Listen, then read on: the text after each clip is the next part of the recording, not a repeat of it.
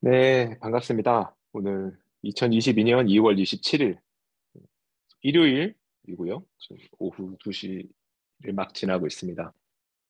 독서님 진짜 오랜만에 재기하는 것 같아요. 예, 지금 제가 이직을 하면서 원래 항상 목요일이나 금요일 점심시간에 이용을 했었는데 주말에 이렇게 좀 옮겨서 또 하게 됐고 아마 좀 회사 적응할 때까지는 이렇게 좀 시간대가 많이 옮겨질 수 있을 것 같습니다. 그리고 오늘 오히려 저 주말에 잠시 이제 모이는 걸로 하다 보니까 또 이렇게 온라인으로, 줌으로 이렇게 연결하니까 다 이렇게 올 수 있게 되신 것 같아요. 오늘 전체 다 모이시는 역사적인 되게 기쁜 날이 되었습니다. 감사합니다. 지금 저희가 다루고 있는 작품은 강신주 작가님의 책이죠. 2014년작이고 매달린 절벽에서 손을 뗄 수 있는가? 라는 책을 가지고 얘기를 하고 있고 굉장히 지금 오래 하고 있습니다. 제가 지금 벌써 네 번째 시간 쓰고 있는데 중간에 휴지했던 좀 시간이 있어서 최대한 좀 빨리 이제 마무리를 지어야 된다는 생각을 가지고 있는데 워낙 이제 분량이 꽤 되는 책이고 화두들 하나하나가 뭐 수천 년의 시간을 또 통과해낸 화두들이기 때문에 다 어떤 건도 다루고도 다루지 않고 하기가 쉽지가 않네요. 그래서 그래도 오늘 최대한 좀 남은 화두들 중에 몇 가지를 좀 선별해 보았고 오늘 이 시간까지 해서 최대한 끝내보려고 노력하고, 만약에 조금 부족하면 다음 한 시간 정도 얘기 더 해보는 걸로 생각하겠습니다. 음, 시- 들어가기 앞서서 간단하게 이제 근황 얘기를 서로 나누어 보면 어떨까 싶어요. 제가 생각할 때 저희 독서 모임에서 지금 얘기 나누던 이제 근황은, 물론 이제 동강님께서 말씀 주셨던 뭐 대선도 있고 올림픽도 있고 또 러시아와 미국 간의 또 긴장 관계도 있고 여러 가지 또 코로나도 있죠. 그런 큰 얘기들도 있는데 저희 독서 모임 하는 이 안에서 있는 저희들 내에서의 어떤 화두라고 하면 이직, 결혼, 건강 이런 게 아닌가 싶어요. 네. 이직은 저는 지금 이제 회사를 떠나서 다른 회사를 지금 다니고 있는 상태인 것이고 어, 저희 보이저님이 수년 전에 먼저 솔선수범 보여주셨고 예, 동강님도 또 그러하시고요. 어, 경미님이 사실 이직의 선배시죠. 그래서 지금 이직해서 또 열심히 생활하고 계시고. 뭐 민성님은 어떠세요? 뭐 따로 지금 고민을 좀 해보셨던 것 같은데. 네, 저는 지금 너무 바빠가지고 저희 네, 뭐냐 기획 직군이 팀에 총 5명 있는데 네네. 이 3명이 갑자기 한꺼번에 나와가지고 아이고, 네, 지금 5명이 하던 걸 2명이서 하게 돼서 좀 진짜 좀 정신이 네. 없네요. 진짜 보통 일이 아니죠. 또 5명 하던 걸 2명이 합니까? 네. 아, 난리네요. 네. 그래서 근데 뭐, 저 뭐 네네. 저번에 말씀하신 것처럼 과연 이 어떤 뭔가 이직 혹은 뭐 직업이라는 게 나를 얼마나 대변할 수 있는가라는 생각 때문에 네네. 이직을 해야 되나 뭐 그런 생각하고 있어요. 그쵸. 사실, 맞아요. 그냥 마음이 너무 한쪽으로만 치우쳐 있다면 사실, 제대로 보고 있는 게 아니라는 생각합니다. 이렇게 엎치락 뒤치락 뒤숭숭한 게 사실 제대로 내가 뭔가를 바라보고 있다라고 저는 생각을 하고 있고 저도 그랬어요. 저도 마지막까지 그냥 남는 선택지와 새로운 회사를 가보는 선택지 양쪽에 다 마음에 걸쳐 있었고 거의 뭐 51대 49를 결정했거든요. 음, 그렇군요. 근데 지금 너무 바쁘시다고 하니까 또 정신없는 또 일상이 그려지는 것 같습니다. 네. 곽희님은 어떠세요? 저도 되게 바빠가지고 좀 힘든데 그 와중에도 이제 저도 민성님이랑 비슷하게 생각하는 것 같아요. 이직할까 생각도 하면서 조금씩 음, 틈내서 알아보기도 하고 또 이제 팀을 옮길까 그 음, 시즌이었어가지고 팀 옮기는 음, 것도 조금 이제 좀 비밀리에 알아봤고 또 네네. 아니면은 예, 여기 남 팀에 계속 있는 것도 사실 생각하고 있긴 한데 물론 단점만 있는 건 아니니까. 근데 그쵸. 중요한 거는 그러니까 제가 작년 12월 이때 되게 힘들었는데 일 때문에 스트레스가 많아서 너무 힘들었는데 약간 그 음, 시기를 지나고 오니까 지금도 뭐 일이 많고 힘들고 야근도 하고 그건 맞는데 좀 마음적으로 아, 음, 뭐 이게 내 인생의 전체는 아니고 뭐 일부분이지 뭐 이거에 그렇게 너무 매몰되지 말자라는 생각을 의식적으로 계속 하려고 해서 사실 얼마 전에도 엄마가 이제 뭐 때문에 저한테 뭐 휴가를 잠깐 하루 낼 수 있니? 라고 말을 했는데 내가 예전 같으면은 못 낸다고 내가 요즘 이것도 바쁘고 저것도 바쁘고 너무 바쁘고 맨날 야근하는 거 알지 않냐? 막 이런 식으로 했는데 엄마가 음, 근데 넌 엄마를 위해서 하루도 못 빼주냐고 휴가가 20개가 넘게 음, 있다면서 근데 그 말을 듣고 음, 생각해보니까 사실 나한테는 엄마가 더 중요하지 음, 뭐 이 일이 나한테 그냥 돈 버는 거고 약간의 자아성취, 즐거움, 사회생활이지 전체적으로 보면은 내 가족이랑 엄마가 더 중요한데 진짜 엄마가 큰 거를 말한 것도 아니고 하루만 휴가 내서 음, 엄마랑 뭘 하자고 한 건데 이게 그렇게 일 때문에 절대 안 된다고 할 만큼 일이 나한테 엄마보다 소중한가 생각을 하니까 뭐 아닌 것 같더라고요. 그래서 뭐 어떻게 되겠지 하고 휴가를 썼는데 또 생각보다 그냥 세상이 막 너무 무너질 정도로 뭐 큰일이 나는 건 사실 아니더라고요. 그래서 그냥 좀 음. 마음이 뭘 편하게 그렇게 갖게 된 것 같아요. 그때 음. 이후로. 어, 맞습니다. 휴가 써도 아무 문제 없습니다. 그러더라고요. 그 저는 약간 그럼 이것까지 이때까지 이걸 못하고 그러면 이렇게 되고 그 다음은 저렇게 될 것 같고 그럼 눈치도 보이고 막 이런 생각을 했는데 그냥 네, 잠깐 눈치를 보지 뭐 이 생각을 하니까 조금 더 몸과 마음이 편해지는 것 같더라고요. 네. 아, 그러- 그- 그럼요. 그렇게 살고 있습니다. 네. 큰 깨달음을 얻으셨다고 저는 믿습니다. 음. 이게 저도 사원이나 대리 때는 오히려, 나 없으면 이 회사라는 기계가 멈출 거야, 이런 생각을 많이 하고 살았었던 것 같은데, 오히려, 뭐, 나이가 들고 이제 하는 일이 많아지면 점점 그렇잖아요. 근데 아니더라고요. 그래서 생각보다, 세상은, 알아서 잘 굴러가고 있고, 나란 존재는, 거기 붙어 있으면 그 일 하는 거고, 또, 아니면 또 다른, 대체가 있는 거고, 그렇게 되는 거라는 그런 생각이 들더라고요. 네. 두 분 다 현명해지고 계시는 것 같아서 멋지십니다. 감사합니다. 네. 그리고 저희 멤버가 이제 항상 이제 9세대 신세대로 저는 약간 나눠져 있는 느낌을 받았는데, 우리 신세대에 계시던 우리 경민 씨가 9세대로 넘어오는 또 결혼이라는 그 과정을 통과하셨어요. 예, 이분한 월드 오신 거 너무 환영드리고. 경민 씨, 뭐 축하드립니다. 어떠셨어요? 맞아요. 너무 축하드립니다. 감사합니다.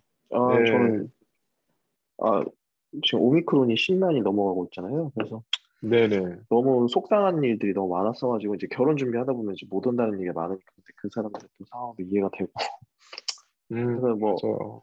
많이 못 올 줄 알았는데, 그래도 역시 회사가 두 개다 보니, 예, 음, 어찌됐든 뭐, 예. 저도 뭐, 앞에 두 분들처럼, 저 역시도 사실 회사에 대한 고민이 있고, 사실 음, 결혼이라는 엄청 큰 행사 때문에 쉽게 못 움직여 왔던 것들이 컸었는데, 이제 결혼까지 음. 마친 마당에 더 이상 무서워진 게 없어서, 네, 이제 다시 본격적으로 알아보려고 합니다. 이제. 본격적으로 맞습니다. 네, 음, 맞아요. 또 결혼 넘어서는 또 아이를 낳는 또 육아의 과정에 또 돌입하게 되는데, 뭐 사실 다 큰일이지만 또 지나고 보면 별일 아니더라고요. 하여튼 축하드립니다. 네, 축하드린다는 감사합니다. 말을 이렇게 육성으로 아마 지금 하는 거고, 나중에 네, 감사합니다. 맨날 이렇게 예, 나중 얘기하는 게 벌써 몇 년 되니까 자꾸 공허하게 들리는데, 다 좋아지면 제가 한번 저희 집을 그럼요. 다 초대 한번 해서 너무 다 좋죠. 예. 같이 우리가 코로나의 시기를 마치 세계 1, 2차 대전을 겪고 나서 살아남은 사람들이 얘기하듯이 우리가 이렇게 잘 버텨냈다라고 얘기할 수 있으면 좋을 것 같아요. 네. 네.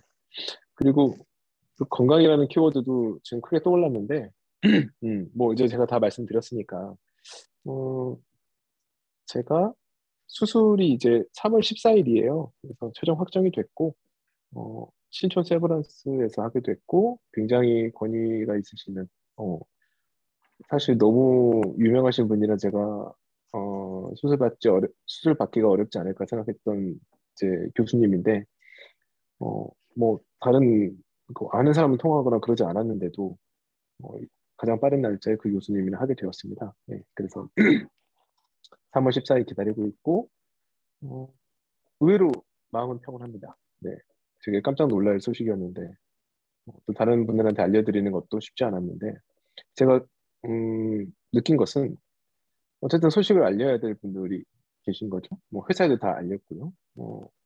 다른 분한테 얘기를 하면 할수록 마음이 가벼워지더라고요. 그래서 좀 굉장히 가벼운 상태고, 어, 오히려 제가 그런 어떤 없애야 될 것을 몸 안에 가지고 있다는 게 믿기지가 않아요. 뭐 아무런 증상이 없기 때문에.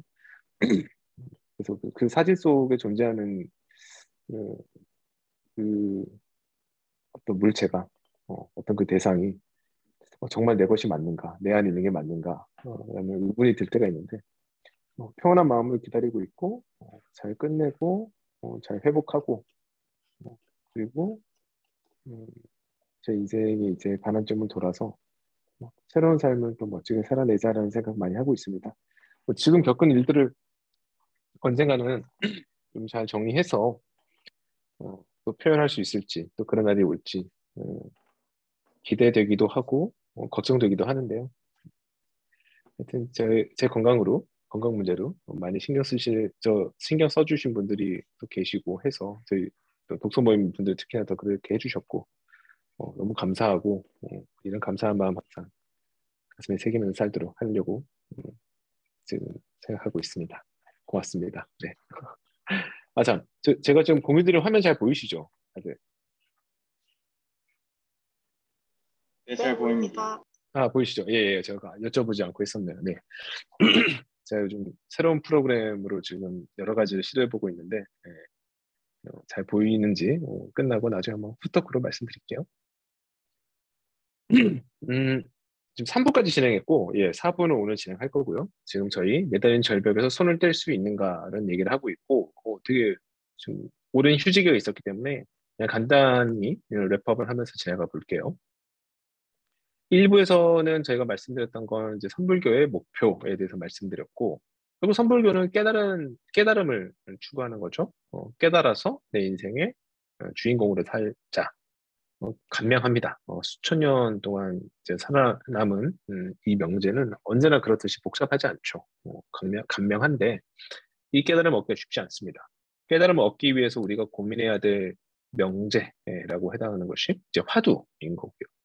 무문가는 이 화두들 중에서 한 48개의 화두를 결국 이제 걸러낸 것이죠.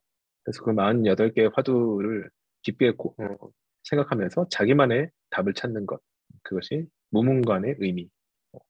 그래서 문이 없는 문. 게이트리스 게이트라고 하는 되게 멋진 이름을 가진 결국 역설적으로 보이지만 하나의 진리를 담고 있다라고 생각이 듭니다. 주요 화두들에 대해서 일부에서는 말씀을 나눴었어요. 내면의 인식이 중요한 이유, 그다음에 주인공으로 산다는 것의 의미, 그리고 끊어내야 될 집착의 대상이 무엇이냐에 대해서 정리를 해서 제가 말씀을 드렸고요. 그래서 이제 결국 이 집착이라는 것이 저희 깨달음으로 갖는 이 과정을 계속해서 가로막고 있는데요. 깨달음에 이르는 능력과 자질, 숭배의 대상, 경전의 내용, 선각자의 행동, 이런 것들이 사실 집착의 대상이라고 합니다.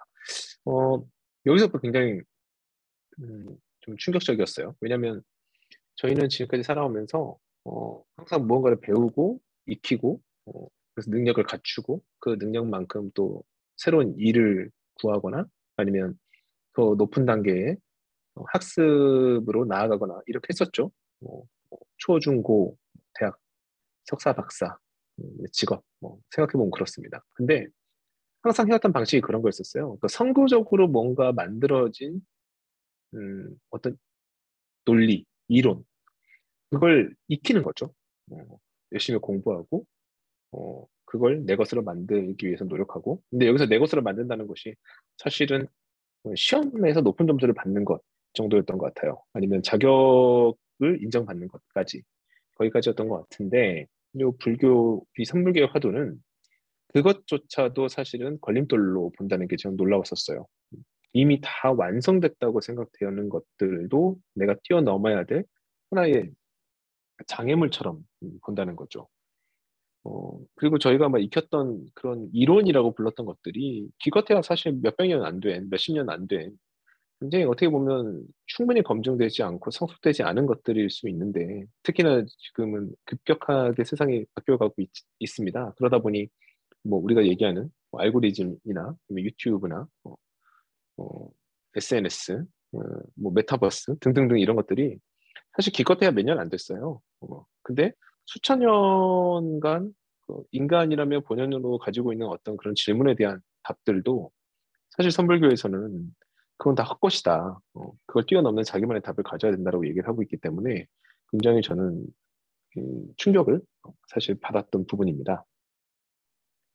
2부로 진행하면서 그러면 그 집착의 대상이 정확히 구체적으로 뭐냐에 대해서 좀 더 다양한 얘기들을 해봤는데요. 여기서 이제 관념적인 것들, 그리고 나에 대한 타인의 평가, 나의 안의 자의식, 과거의 깨달음들, 선악의 개념들, 기존의 깨달음들, 깨달음이나 목표 자체. 어, 지금 어떻게 보면 약간 말꼬리를 잡고 계속 늘어지는 느낌도 있는데, 결국 이 집착이라고 하는 것은 크게 보면 내 안에 있지 않고 밖에 있는 것들은 다 집착의 대상이라는 거죠. 어, 내 안에 있지 않고 밖에 있는 것들은 사실 다 나를 혼란스럽게 만들거나 아니면 헛것이다라고 보는 거죠. 그렇다고 해서 밖에 있는 걸 무시하라는 것도 아닙니다. 왜냐하면 그 밖에 있는 것을 내가 온전히 이해하고 깨달음을 통해서 내 것으로 만들었다면 이제 그게 내 것이 되는 거니까. 예. 그러니까 단순히 무비판적으로 받아들이거나 암기하는 것은 사실 그건 깨달음이 아니다라고 말을 한다고 저는 생각이 들었어요. 그리고 깨달아야 한다라는 것들, 또 무엇이 옳고 그르냐는 것들, 어떤 것이 이익이 되고 손해가 되느냐라는 것들까지도 그런 목표점들까지도 사실은 우리가 이 삼북에서 추구하는 깨달음의 큰 세계에서 보면 너무 낮은 것들입니다. 예. 옳고 그르다고 말하는 것도 사실 어딘가에 뭐 예를 들면 국가가 정해놓은 법 아니면 음, 특정 지역의 한 민족이 역사적으로 누적해 온 어떤 도덕에 대한 관념들 뭐 이런 것들 로 하나의 규정된 것이지 그것이 온전히 전 우주를 관통하는 진리라고 말할 수 있는가라고 했을 때는 글쎄요. 사실 검증해봐야 되는 부분들로 많은 것들이 남겨지는 거죠.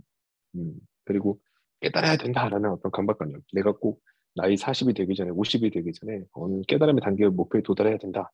이런 강박조차도 사실은 집착이다. 왜냐하면 그렇게 되면 설익은 어떤 음, 생각들로 점철될 수 있기 때문인 거죠. 3부에서는 저희가 깨달음의 또 경지에 대해서 말씀을 나눴습니다. 그러니까 결국 자 그러면 깨달음이라는 걸 하려면 집착을 끊어내야 되는데 근데 그 깨달음이 어쩌다 한번 도달했다? 그게 다가 아니라는 거죠. 어느 곳에서나 사실 깨달음의 상태가 유지되어야 하고 누구 앞에서나 유지가 되어야 합니다. 어떤 고통 앞에서나 무시나 허무가 아닌 열린 이해의 자세가 필요하고 고요하고 흔들림 없는 내면을 유지하고 그러니까 항상성이 중요한 것 같아요. 이 책에서 나왔던 이때 나눴던 화두 중에 저희가 이제 단어 중에 평상심이라는 말이 있는데 언제 어디서나 어느 곳에서나 누구 앞에서나 흔들리지 않는 그 마음의 상태, 어, 그 평온함을 유지하는 상태, 그 유지, 평도 중요하지만 상이 더 중요하다. 그걸 유지하는 것을 계속 가져갈 수 있는가. 그래서 그 평온한 상태를 유지하는 그 시간의 점유 수준이 내 인생 전체에서 얼만큼을 차지하느냐가 결국은 어떤 행복의 척도가 아닐까라는 생각도 해보았습니다. 네, 오늘부터 네, 여기까지 이제 3부까지 말씀드렸던 내용입니다. 그래서 이제 크게 선불교라는 세계로 저희가 들어갔고 화두라는 걸 붙잡아야겠다. 그 화두 중에 무엇을 붙잡아야 되느냐? 무문관이라고 하는 48개의 화두가 있다. 그 48개 화두는 어, 깨달음이 뭔지에 대해서 그리고 깨달음을 이제 얻고 깨달음을 추구할 때 어느 정도 수준이 되도록 추구해야 되는지 이런 것들 이제 좀 얘기 나왔었죠. 그럼 지금부터는 아마 저희가 이제 말씀 나눌 것은 그 깨달음을 향한 길, 제가 지금 타이포를 남겨버렸네요. 네.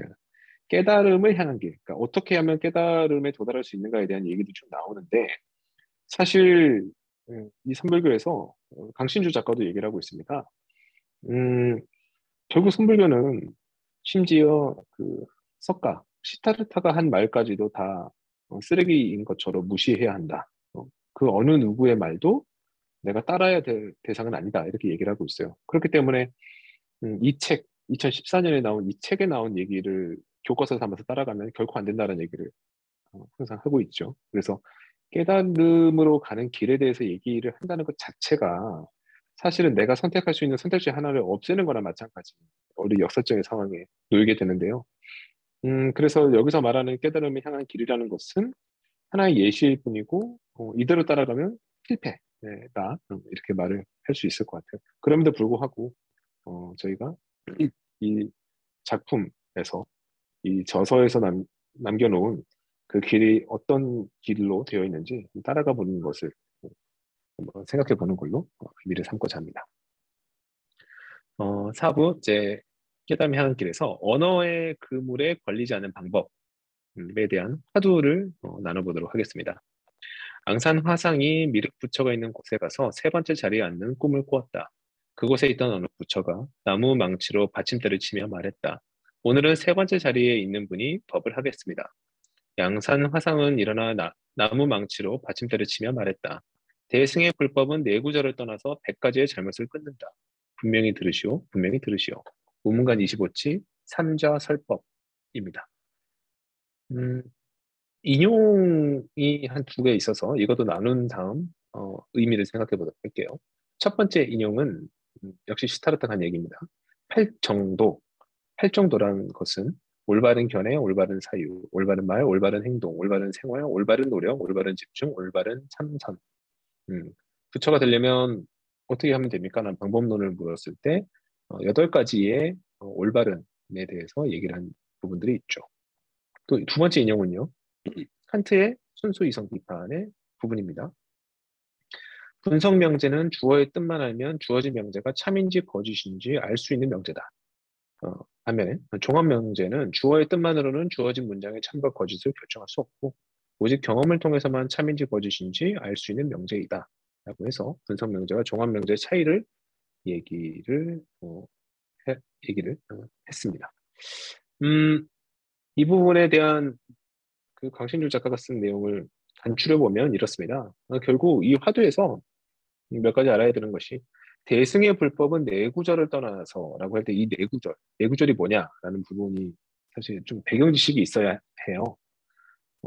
이 네 구절은 나가르주나에서 말하는 네 가지 언어 형식을 일컫는 불교에서 말하는 내용입니다. 그래서 이 나가르주나가 말하는 네 가지 언어 형식은 같음, 다름, 있음, 없음 이렇게 나눈 거죠. 그러니까 언어라고 하는 것이 결국은 무엇과 무엇이 같은 거냐, 무엇과 무엇이 다른 거냐, 무엇이 있는 거냐, 무엇이 없는 거냐 이렇게 크게 네 가지 영역으로 나눠서 언어라고 하는 것은 구성이 된다. 그리고 나가르주나가 얘기를 했다는 거죠.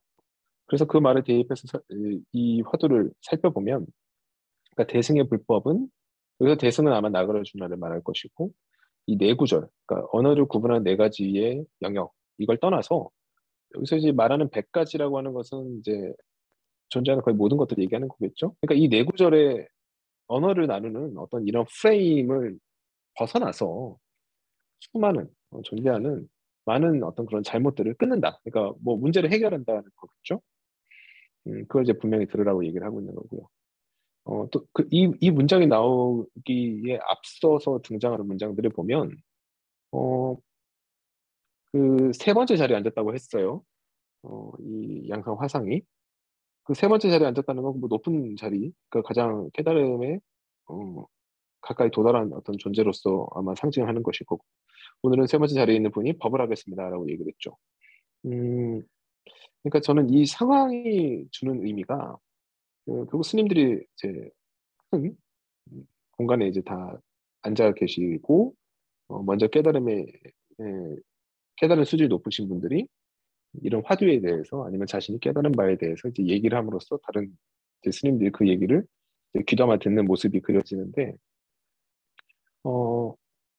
그 법을 하겠다. 그러니까 이제 이런 것들을 통해서 깨달음을 얻을 수 있습니다. 얘기를 하는 그 과정에서 얘기를 하는 것이 어, 그 대승, 우리가 정말 절대적으로 믿고 있는 그 나가르주나의 어떤 그 말도 그 네 가지의 언어를 구분한 영역을 떠났다. 그걸 떠나 버려야 된다. 그걸 버려야 된다는 얘기를 하고 있는 거죠. 그러니까 결국 앞에서 지금 당신들보다 좀 더 선각자라고 선배라고 아니면 상사라고 하는 사람들이 지금 하는 얘기들 그걸 다 버리라는 거죠. 귀담아 듣지 말라. 어, 그런 것들에 사로잡혀서 세상 문제나 아니면 그 모든 번뇌를 해결할 수 없다. 어, 그리고 이제 뒤에 나오는 이제 해설들을 또 참고해서 보면은 결국 그렇습니다. 그 칸트가 말한 것처럼 우리가 음, 그 세상이 모든 게 다 분성병제로 되어 있다면 사실은 말로만으로도 모든 걸 다 저희가 해결할 수 있죠.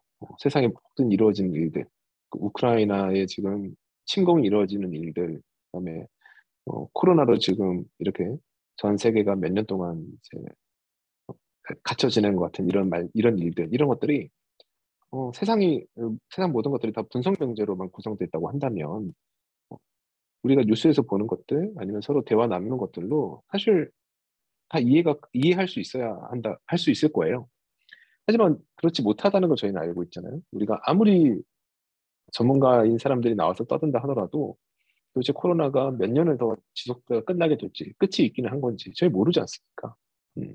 그리고 저희도 회사에서 일을 하다 보면 아무리 많은 사람들이 오랜 시간 동안 야근을 하고 주말에도 일을 하고 보고를 하고 회의를 하고 막 제 아무리 노력을 해도 사실 결과라는 것은 그런 노력과 정확히 비례해서 어떤 나오는 것인지 아니면 어떤 랜덤한 함수에 따라서 그냥 결과 나오는 것인지 이게 어떤 목표나 변한 어떤 결과를 만들어내기 위해서 노력하는 것인지 아니면 그냥 그렇게 하기로 했으니까 하는 것인지 좀 모호할 때가 저는 있었거든요. 근데 그런 것들이 세상이라는 건 결국 분석 명제로만 주어지지 않았기 때문이다. 종합 명제로 어, 구성되어 있기 때문이다. 구성되는 부분들이 많기 때문이다는 생각이 들어요. 그러니까 말은 그냥 말일 뿐인 거죠. 실체는 다른 거죠. 저희 이미 독서 모임에서는 여러 번 얘기했지만 언어의 불안정성이라는 것에 대해서 저희는 다 어느 정도 인식을 하고 있기 때문에 결국 저희의 독서 모임도 말과 글이라는 언어를 가지고 서로 나누고 있지만 이것이 완벽하지 않다. 그리고 사실과의 어떤 그 거리도 있기 때문에 말은 끊임없이 하나의 말을 내뱉고 덧대고 덧대고 덧대고 또 덧대어서 겨우 이제 근접할 뿐 결국은 도달하지 못하는 거죠. 그래서 결국 이 화두에서 하고자 하는 얘기는 그렇다고 저는 생각합니다. 깨달음을 얻고자 할 때 우리가 제일 먼저 하는 것은 책을 펼치는 거죠. 아니면 삼각자라고 불리는 어떤 권위자, 음, 아니면 모든 사람 인정하는 가장 지식을 많이 가진 사람, 그런 사람들의 말을 듣는 거예요. 근데 그걸 비판하고 있는 거죠. 그건 이미 내 것이 아니고 남의 것이고, 그리고 남의 것인데, 그 남이라는 그 존재도 자기가 내뱉는 말이 결국은 자기가 깨달았다고 생각하는 어떤 실체와도 굉장히 동떨어지는 걸로 계속해서 불완전한 언어로 좀 전달하고 있기 때문에 그것에 집착하면 안 된다. 그걸 벗어나야 한다. 그걸 뛰어넘어야 한다. 그런 것들을 뛰어넘을 수 있는 자세, 그리고 내 생각과 내 세계를 다룰 수 있는 마음가짐이 필요하다. 이렇게 저는 얘기를 하고 있다라고 생각했습니다. 네. 음, 연이어서 그 다음 화두까지 제가 보면, 시험지에 침을 뱉어라라는 그 제목으로 나오는 화두예요. 읽어보겠습니다. 위산 화상이 백장 문화에게 공양주의 일을 맡고 있을 때였다. 백장은 대위산의 주인을 선출하려고 위산에게 수자와 함께 여러 스님에게 자신의 경지를 말하도록 했다. 빼어난 사람이 대위산의 주인으로 가는 것이다. 백장은 물병을 들어 바닥에 놓고 말했다. 물병이라고 말해서는 안 된다. 그렇다면 너희 둘은 무엇이라고 부르겠는가? 수자가 먼저 말했다. 나무 토막이라고 불러서는 안 된다.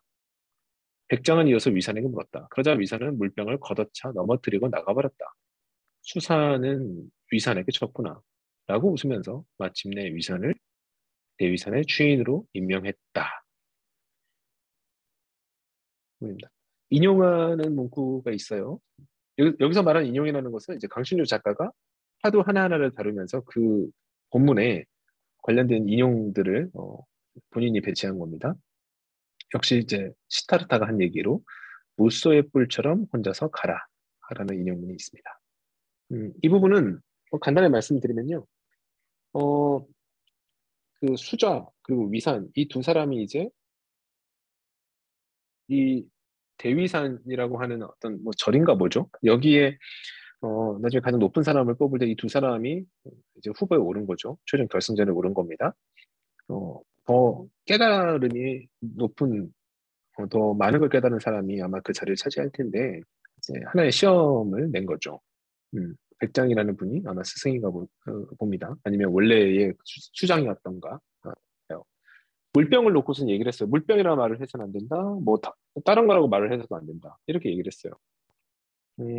역설적이죠. 물병을 놓고서는 물병이라고 말하면 안 된다고 그러고 그리고 물병이 아닌 뭐 다른 거라고 말을 해도 안 된다고 그러고 그럼 도대체 뭐라고 말을 해야 될까요?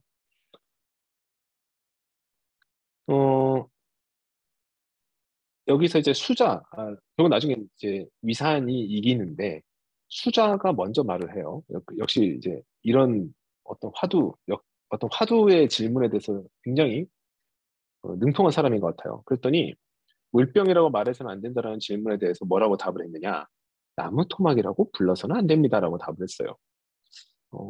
참 이렇게 말하는 사람이 있으면 굉장히 좀 대화하기 싫어지는데 왜냐하면 물병이라고 말하지 말고 뭐라고 부르겠냐고 물어봤는데 그럼 이제 A라고 말하지 말고 뭐라고 답을 해야 되느냐라고 말을 했으면은 뭐 그럼 A가 아니니까 B입니다. 아니면 C입니다. 이렇게 말을 사실 사람들이 하려고 할 텐데 그러면 사실 걸려드는 거죠.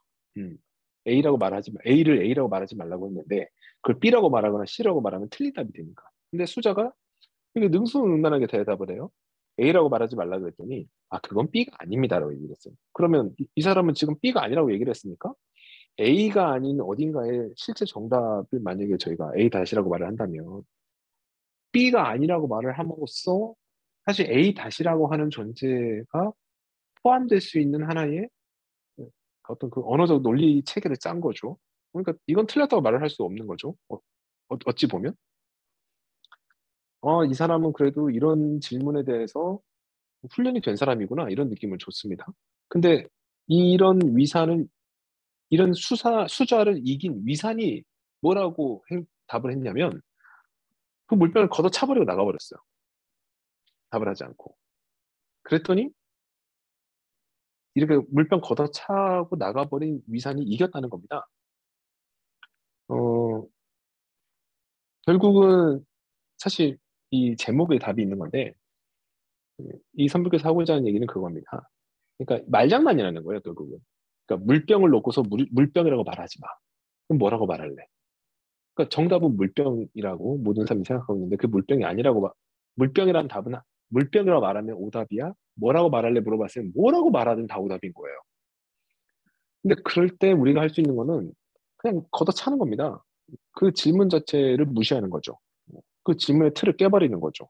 왜냐하면 이 질문이라는 것 자체가 물병이라는 실체가 있고 그 물병을 물병이라고 부르는 언어가 있는 겁니다. 근데 그 언어의 관계를 가지고서 지금 물병도 안 되고 다른 것도 안 되고 뭣도 안 되고 응? 나한테 그러면 뭐라고 해야 돼? 답을 얘기해봐 라고 또 다른 언어를 요구하고 있는 거거든요. 그러니까 결국 언어라고 하는 체계 자체의 불안정성에서 벗어나야 되는 거죠. 저는 그렇게 이해를 했어요. 그래서 뭐라고 말을 해도 사실 깨질 것 같은 뭐라고 답을 해도 성공할 수 없을 것 같은 어떤 상황에 놓일 때가 저는 간혹 있었는데 우리는 그때 여러 가지 선택지를 하죠. 그나마 적당한 답을 내고서 적당히 깨지는 걸로 선택을 하든지 아니면은 뭐 전전긍긍 하든지 그런데 사실은 그런 게 다 의미 없고 소용없다는 걸 알면서도 저희가 거기서 못 벗어날 때가 있었던 것 같거든요. 저는 그랬었습니다. 그래서 뭔가 답을 찾지 못하는 건 내 잘못인 것처럼 생각을 하면서 어, 그, 그런 것들을 이제 자기 내재화 시켰는데 사실은 그러니까 의미 없다고 생각하는 게 정말 의미 없는 걸 수도 있는 거예요. 그냥 이따위 거 그러면서 물병을 걷어 차버리는 게 사실은 음, 모든 걸 이제 브렉스루하는 하나의 답이 될 수 있다는 거죠. 시타르타도 그렇게 이 무스의 뿔처럼 혼자서 가라라고 하는 이 말은 시타르타가 임종하는 순간에 자신을 둘러싼 제자들에게 했다는 말로 알고 있습니다. 그러니까 결국 그 제자들이 왜 시타르타 옆에서 그렇게 임종의 순간까지 지켰을까요? 시타르타가 진리를 깨달은 사람, 답을 알고 있는 사람으로 생각했기 때문이겠죠. 근데 그런 제자들에게 시타르타가 한 얘기가 뭐냐면 그냥 무수의 뿔처럼 그냥 혼자서 가라는 거예요. 그러니까 니들 답을 찾아서 가라는 겁니다. 나를 바라보지 말고 뭐 내가 하는 얘기 하나하나 다 그걸 주워 담아서 그게 답인 것처럼 그렇게 사는 게 아니라 니들 각자 각자의 나름으로 깨달으라는 거죠. 그리고 내 입에서 나오는 이런 말들, 이 언어들 그런 것들은 사실은 불완전한 것이다.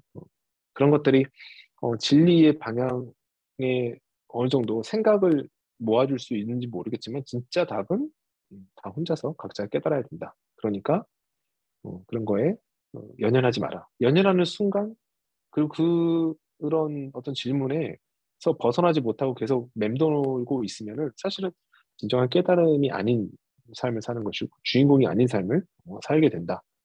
이렇게 저는 이해를 했었습니다. 화도 한 가지를 좀 더 얘기를 나누고 다른 분들 의견도 한번 들어볼게요. 네. 집착을 뒤흔드는 방법이라는 내용의 화두입니다. 흑암 화상이 말했다. 서쪽에서 온 달마는 무슨 이유로 수염이 없는가? 무문관 사칙, 호자, 무수라는 부분이네요.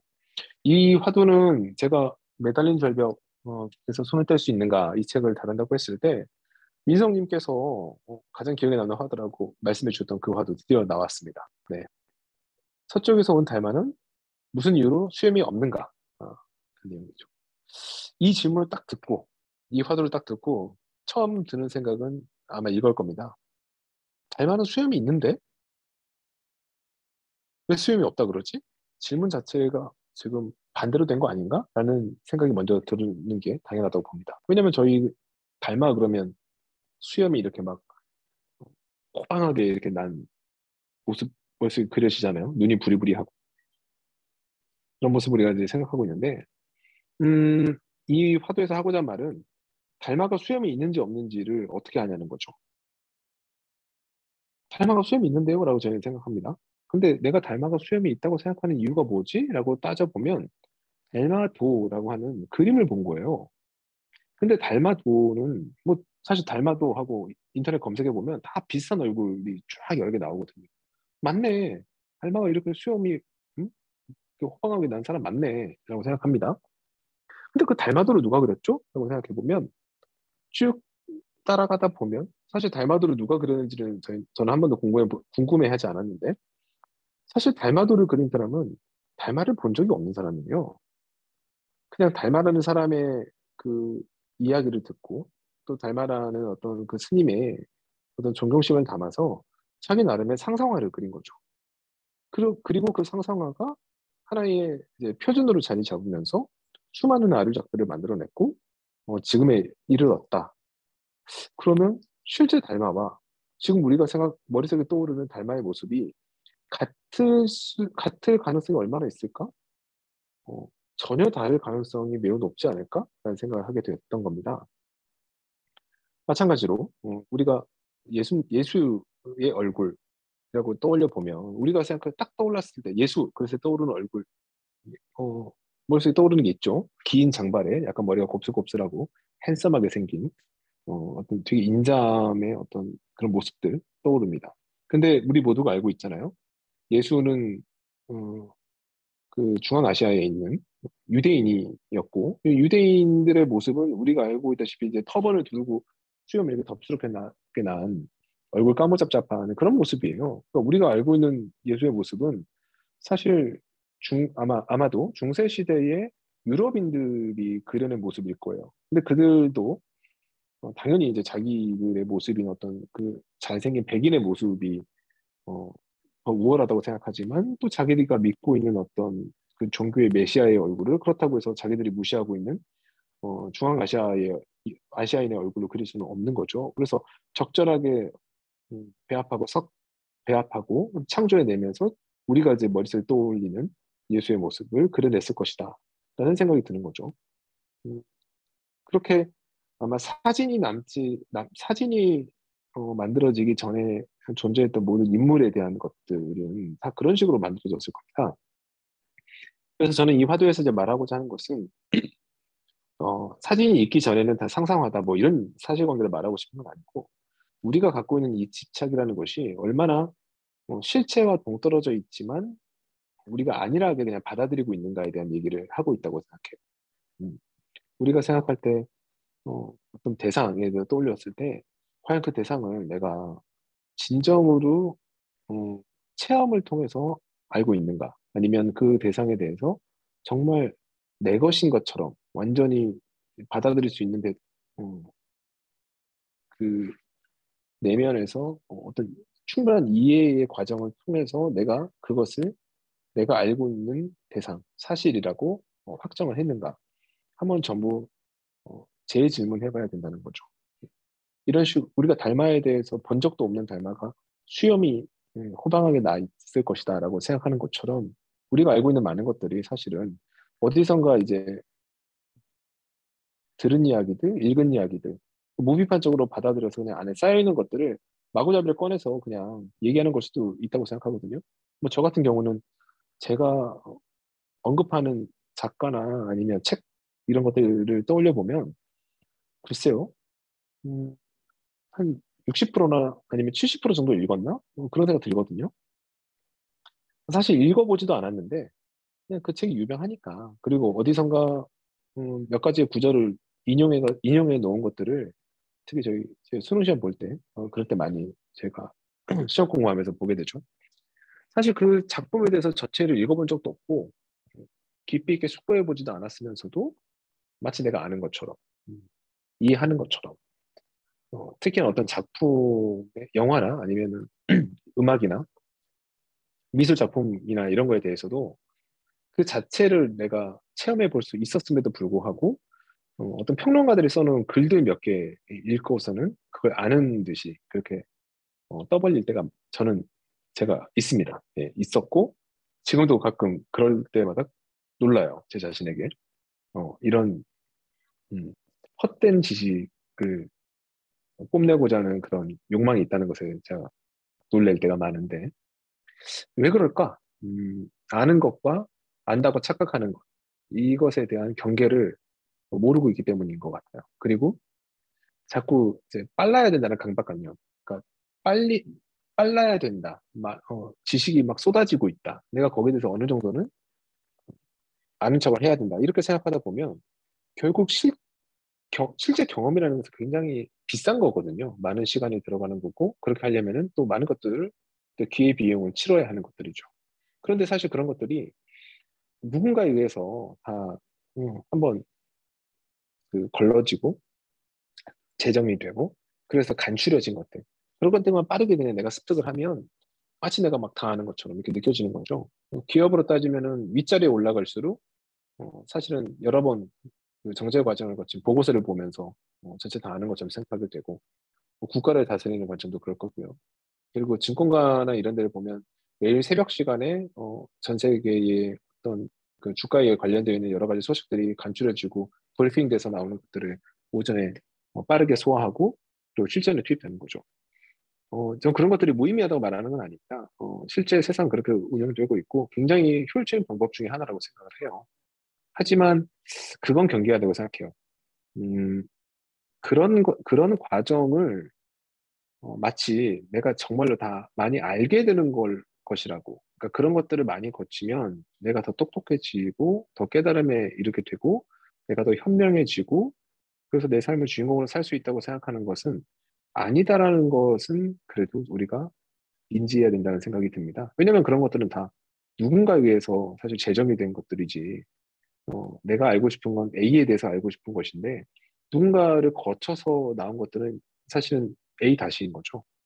A 다시를 보고서 우리가 A를 안다라고 스스로가 착각하면 안 되지 않을까라는 생각을 하게 되었습니다. 네. 그건 어디까지나 A가 아닌 A 다시에 대해서 아는 것이고 그렇게 자꾸 다시 혹은 다시 다시가 붙는 지식들로 내 머릿속을 내 시간을 다 채우게 되면 어쩌면 실체 그리고 깨달음과 점점 더 동떨어지게 된다고 생각해요.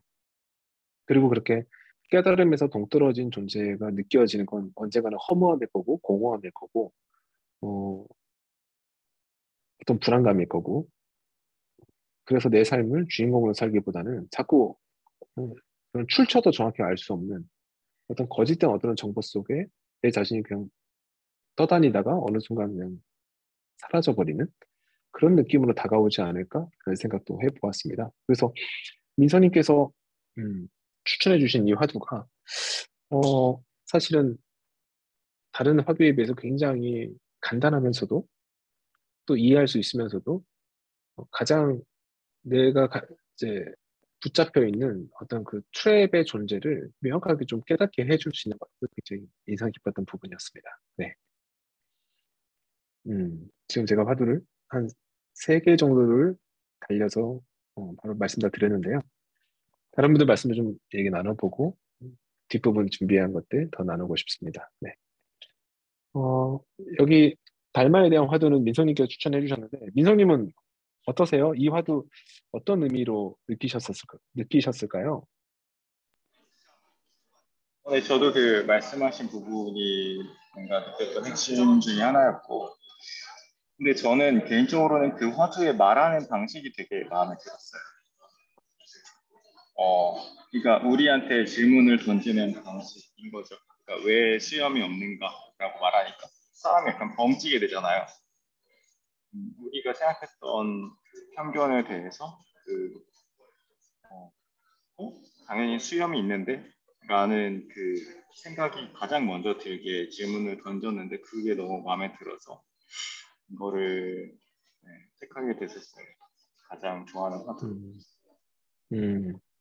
맞아요. 저도 이 질문이 이 화두의 방식이 저도 굉장히 마음에 들었어요. 그러니까 서쪽에서 온 달마가 무슨 이유로 수염이 그렇게 풍성했는가 이렇게 물어볼 수도 있는데, 그죠?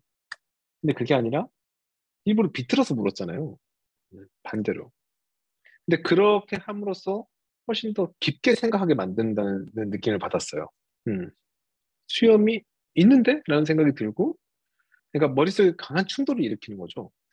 근데 제가 이 매달린 절벽의 무문간의 화두들을 볼 때마다 그렇게 만들어진 질문들이 꽤 있었다라고 느낌을 받거든요. 그러니까 더 강하게 생각할 수 있도록, 인식할 수 있도록. 그러니까 이 화두라고 하는 것이 그 어떤 깨달음 고민하는 사람으로 하여금 어, 더 확실하게 어떤 생각의 에너지를 더 잡아챌 수 있도록 그렇게 사실은 구조된 아마 수천 년 동안 이 화두를 가지고 많은 사람들이 고민을 하면서 그렇게 더 업그레이드 되지 않았나 싶은데요. 맞습니다. 예. 그래서 저도 이 달마 화두에 대해서 얘기한 것들 굉장히 깊게 다가왔어요. 네. 맞습니다.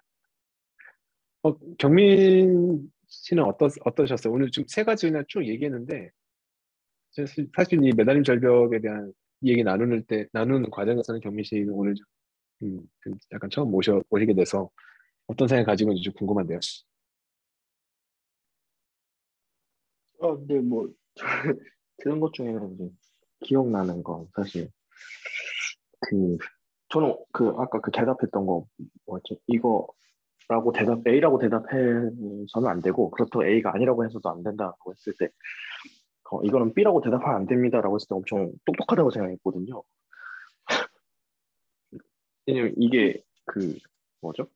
그냥 우리 수학 공부할 때 어렸을 때 고2 때 공통 수학할 때 A의 여집합이거나 뭐 그 여집합 생각하면은 사실 그 A가 아니면은 A의 여집합인 거고 A 여집합이 아닌 거면 A인 거기 때문에 사실 무얼 말해도 다 걸려드는 건데 B가 아니다라고 해버리면 이 세상에 A밖에 없다라고 그 사람이 그러니까 화자가 질문자가 던졌을 때 A만 있는 세상 그리고 A가 아닌 세상 이거 안에서만 갇혀서 사고를 하게 되는데 너무 자연스럽게도 근데 이게 B가 아니다라고 해버리니까 사고가 확 확장된다고 해가지고 너무 이 사람 말이 너무 맞는 것 같아가지고 감탄을 했는데 또 갑자기 결국 결론은 그걸 발로 걷어 차버리는 게 네, 그 정답이라고 하니까 또 네. 근데 저는 그냥 그 얘기를 듣고도 저는 B가 아니다라고 말한 사람이 좀 더 대단한 것 같아요. 솔직히 대답할 자신이 없으니까 그냥 발로 걷어 차버린 게 아닌가라는 생각이 들고 사실 그거보다 완벽하다기보다 그보다 더 좋은 점수를 받을 수 있는 답이 없을 것 같은데 스승 입장에서도 어, 발로 걷어 차버리는 이 판을 깨버리는 그 시도 자체를 높게 사야 본인이 이 평가를 하는 주체로서 뭔가 좀 더 있어 보이기 위해서 그렇게 행동한 게 아닐까라는 그런 그냥 반발심이 들었습니다. 아, 맞네요. 멋지네요. 네, 맞아요. 근데, 저도 이 화두가 처음에 읽을 때는 그냥 지나갔거든요. 근데 뒤에 가서는, 경민 씨랑 비슷한 생각을 했었고, 왜냐하면 그게 저한테 익숙한 사실 그 체계더라고요. 아까 여집합 말씀 주셨는데, 그러니까 그러니까 집합의 세계에서 지금 논리를 따지는 건데, 그 집합을 뛰어넘는 생각까지를 나는 해본 적이 있었나라는 생각이 들었어요. 왜 그렇죠? 이 부분 들으면서 그때 보이저님이 말씀 주셨던 그 폴리메스 생각이 저는 많이 났어요. 뭐냐면 우리가 지금까지 학습을 통해서 그리고 지금 살고 있는 이 전문가로 구성된 전문화된 세계를 살아가면서 어, 어딘가에서 이제 규정된 하나의 영역, 집합 내에서 우리는 살고 있거든요. 그러니까 이 집합의 경계를 넘나드는 것에 대해서는 크로스오버 하는 것에 대해서는 그렇게 해서는 안 되는 것, 마치 금지된 것처럼 생각을 한단 말이죠. 수학 시험을 볼 때 갑자기 어, 내, 이 수학 문제를 보고 내가 어떤 그 좋아하는 어떤 시인의 시가 생각이 났다. 그래서 그 주관식 답안지에 만약 시를 잔뜩 써놓고 나왔다. 그러면 약간 똘끼 있는 사람인 거지 뭐 좋은 점수를 받기는 어렵잖아요. 근데 그거는 하나의 시험의 체계에서만 그러는 것이고 수학의 함수를 보면서 어느 시를 떠올릴 수 있는 거잖아요.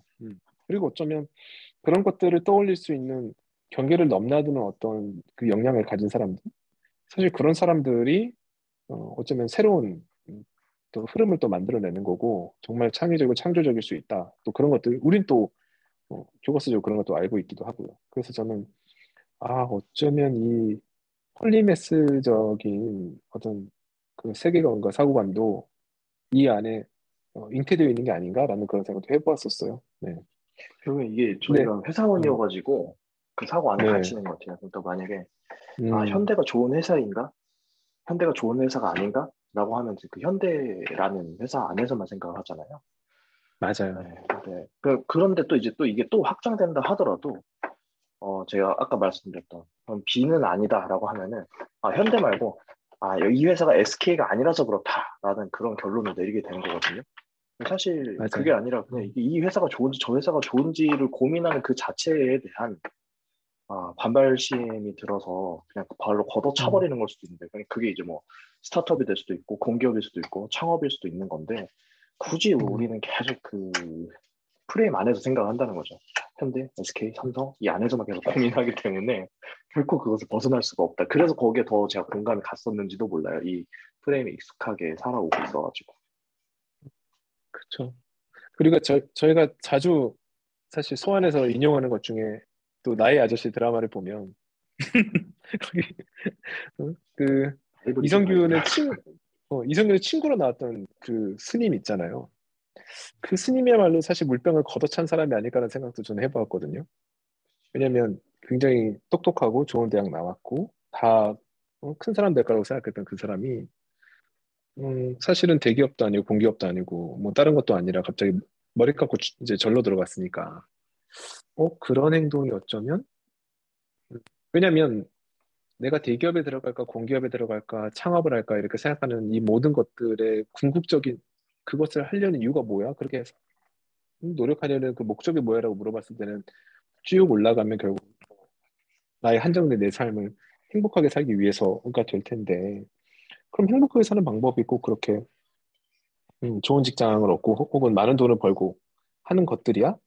그, 그 돈이 전부야? 라는 또 질문으로 확장될 것이고 아니 돈 말고 사실은 음, 내 삶에 대해서 더 잘 이해하고 그 진리를 깨닫는 거지라고 만약에 내 생각이 흘러간다면 그러면 지금 그런데 취업해서 아니면 내가 창업을 해서 사는 게 무슨 의미지?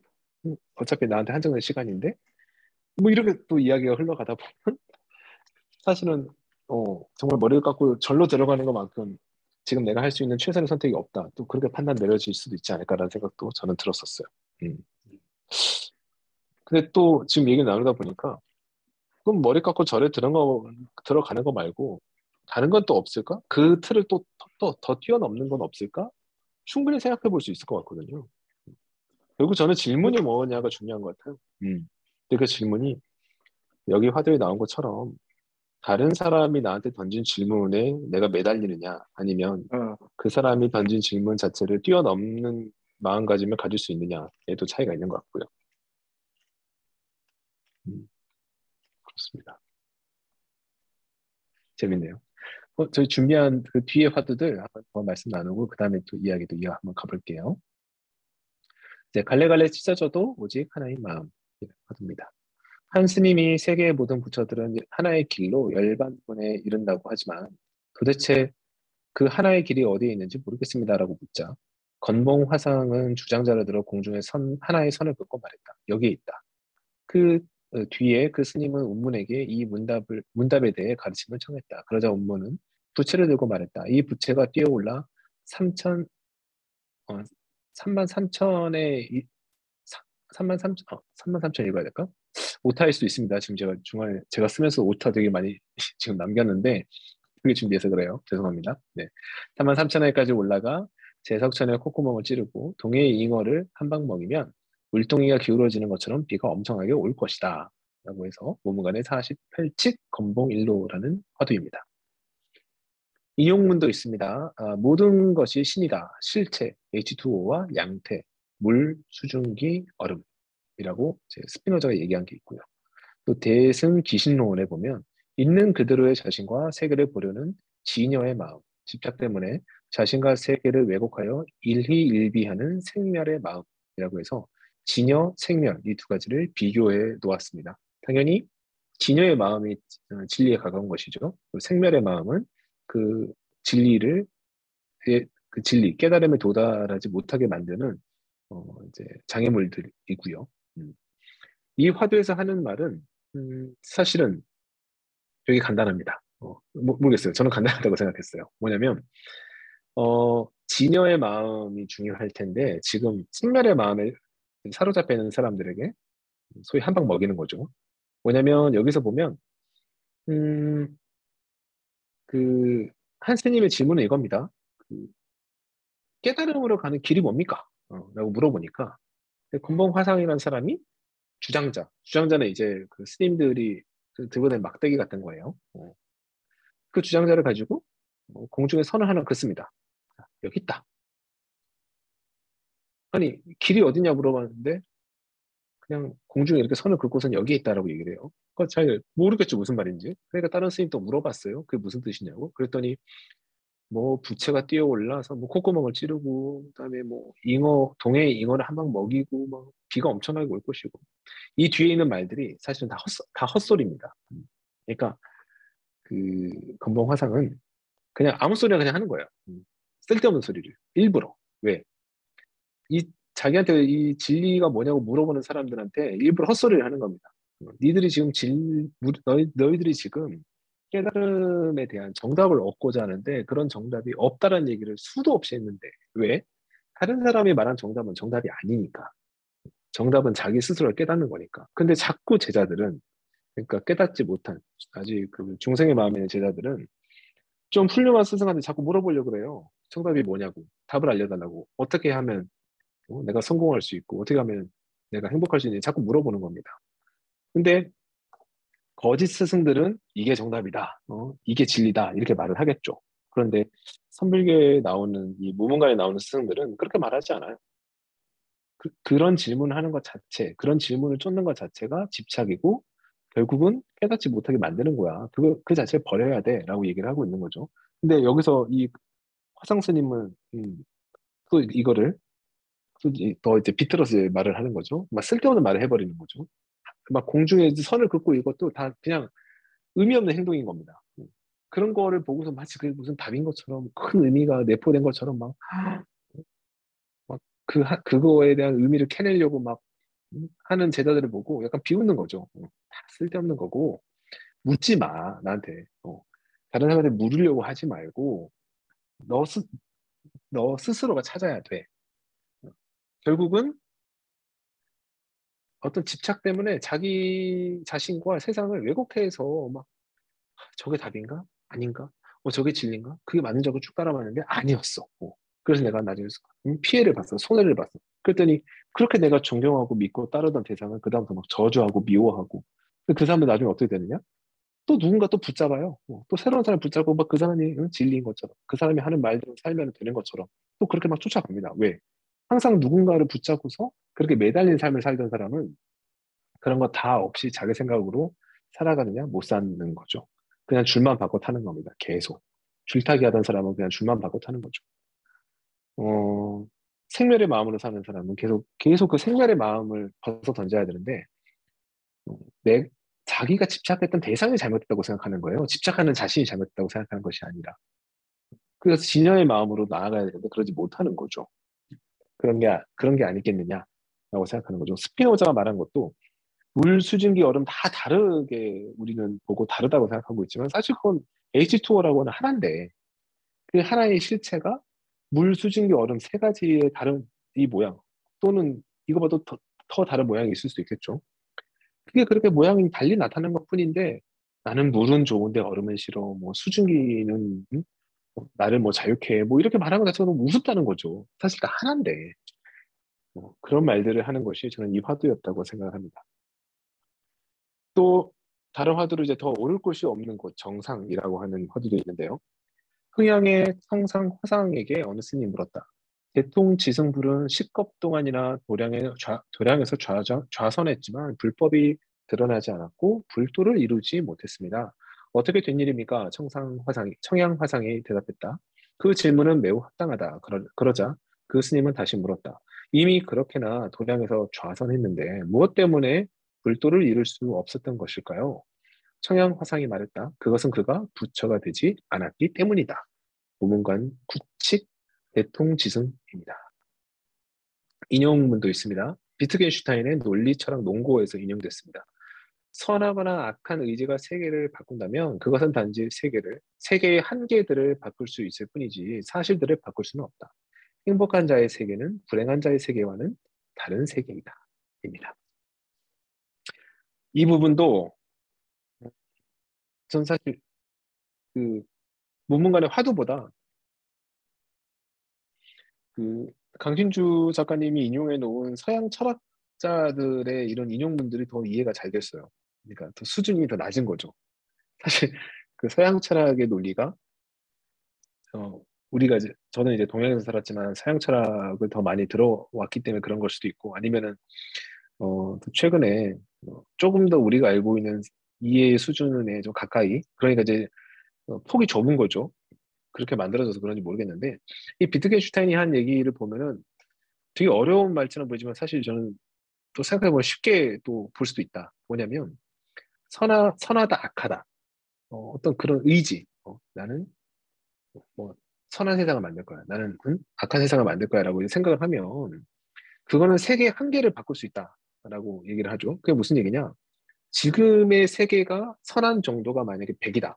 그런데 한 개인이 난 이거를 200만큼 선하게 만들 거야. 지금 악한 수준이 만약에 뭐 500이다. 난 이걸 700만큼 악하게 만들 거야. 생각은 할 수 있죠. 어, 그렇게. 지금 우리 현실에 보이는 것보다 더 잔인한 어떤 상상 같은 거 할 수 있지 않습니까? 저는 그게 세계 한계들이라고 표현했다고 생각해요. 왜냐하면 한계라고 하는 것은 이미 그게 발현됐다기보다는 야, 세상이 이렇게까지 더 나빠질 수가 있어. 왜 우리 영화 같은 거 보면 그러지 않습니까? 최근에 본 넷플릭스의 어떤 그 지옥이라는 그 드라마도 보면 물론 상상의 산물이니까 야, 세상이 막 이런 끔찍한 일까지 벌어질 수가 있어라고 하면서 막 계속 폭을 넓히잖아요. 근데 그런 것처럼 우리가 볼 수 있는 하나의 작품으로 나온 것도 하나의 어떤 결과물이라고 본다면 그 작품으로 나오기 전에 어떤 그 최초의 상상한 어떤 작가의 관점, 감독의 관점에서는 훨씬 더 그 지금 표현하고자 하는 어떤 그 경계가 넓어졌을 거라고 저는 생각이 듭니다. 근데 그런 것들이 그렇게 한계를 바꿀 수 있다? 그건 알겠지만 사실은 못 바꾼다는 거죠. 그러니까 실체는 못 바꾼다는 거죠. 그건 상상일 뿐인 거고. 하지만 그것이 이제 현실로 드러나게 되면은 그때 가서야 이제 사실이 되겠지만 의지만으로는 사실 현실, 사실이 바뀌는 건 아무것도 없다. 그래서 행복한 자의 세계는 불행한 자의 세계와 다른 세계다라고 얘기를 하는 것도 그거인 것입니다. 그러니까 그 행복하게 사는 사람과 불행하게 사는 사람은 그들이 속한 그 세계 자체가 행복으로 구성되는 어떤 구성 물질, 또 불행으로 구성된 구성 물질, 또 그 구성 물질이 같다 하더라도 그걸 내가 행복으로 받아들이느냐, 아니면 불행으로 받아들이느냐에 따라서 전혀 그걸 또 다르게 인식하기 때문에 다른 세계가 될 수밖에 없다는 거죠. 화두로 돌아가 보면 이 질문을 하는 질문자는 묻는 게 그겁니다. 그렇게 오랜 시간을 투자했는데 어떻게 깨달음에 도달하지 못할 수가 있습니까? 라는 질문에 대해서 제자의 질문에 대해서 스승은 뭐라고 답을 하느냐? 깨닫지 못했기 때문이라고 답을 하는 거예요. 그러니까 이 두 질문의 핵심 연결고리는 그렇게 오랜 시간이라는 거거든요. 뭐 제가 그 아는 바에 따르면 일겁이라는 시간이 뭐 거대한 바위산을 뭐 천으로 이렇게 스치듯이 해서 그게 다 달아 없어지는 게 뭐 일겁이고 그거 시간이 엄청 뭐 1억만 년 될까요? 그게 이제 10겁이라고 했으니까 엄청나게 많은 시간인 거죠. 그러니까 제자가 하는 질문은 그겁니다. 그렇게 많은 시간을 투자를 했는데, 그리고 그렇게 많은 노력을 했는데, 깨달음에 도달하지 못한다는 것은 뭔가 깨달지 못하게 되는데 방해 요소가 있을 거다라고 가정을 한 거예요. 본류 얘기하면. 그렇게 많은 시간과 노력을 투자하면 깨달을 수 있을 것이다라는 전제가 있는 거죠. 사고 체계에. 하지만 정답은 뭐냐? 깨닫지 못하면 아무리 많은 시간, 아무리 많은 노력이 그 무용하다는 겁니다.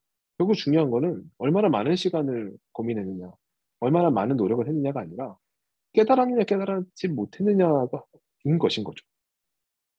노력하지 않고도 깨닫는 사람이 있고요. 정말 치열한 노력을 통해서 깨닫는 사람도 있고요. 그렇다는 겁니다. 근데 그게 어떻게 보면 너무 당연한 얘기거든요. 깨달았어.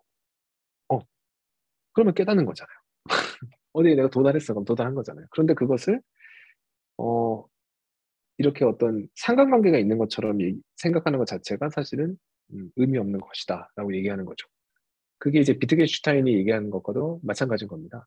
아무리 내가 많이 위지를 가지고 상상을 하고 한다 하더라도 그게 실체에 영향을 주는 건 아니라는 거죠. 실체는 실체인 것이고 의지는 의지인 것이다.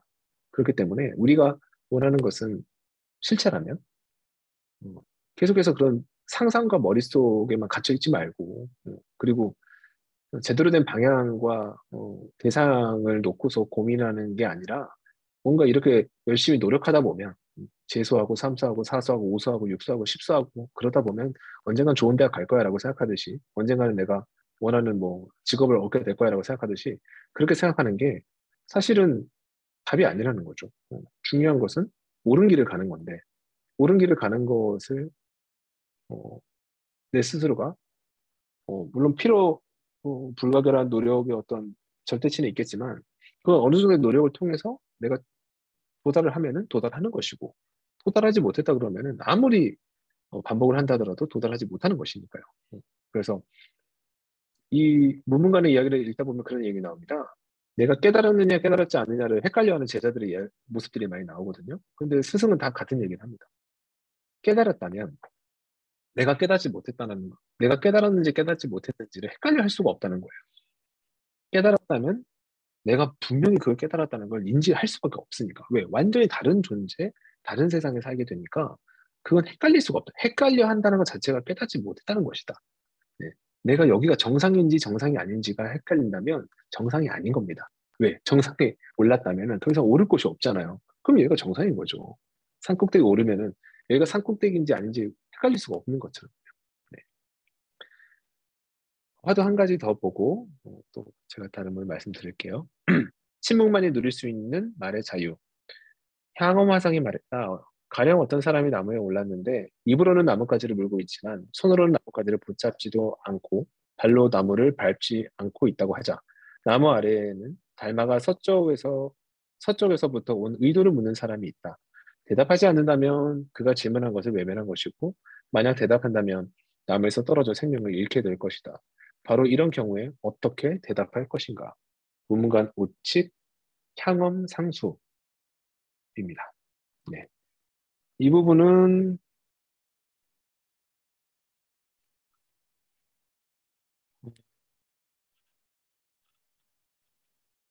요 잠시만요. 네. 여기는 따로 이제 인용문은 없어요. 음, 이 부분을 이해하려면 몇 가지 이제 배경 지식이 필요한데, 음, 나뭇가지를 입으로 물고 있다고 하잖아요. 그러니까 입으로 나뭇가지를 물면서 대롱대롱 매달려 있는 사람 생각해 보면 이미지가 이제 떠오르실 텐데, 여기서 나뭇가지를 물고 있다는 것에 의미하는 게 뭐냐면 입으로만 떠든다는 겁니다. 그러니까 여기서 어떤 사람이 그냥 말로만 막 아는 척, 말로만 막 대단한 척 이렇게 한다는 거죠. 실제로 어떤 걸 하는 건 아니고, 그러니까 입만 살아있는 사람인 거죠. 근데 세상에 그런 사람 많죠. 또 그런 게 되게 오히려 어, 주목받는 것처럼 보이기도 하고요.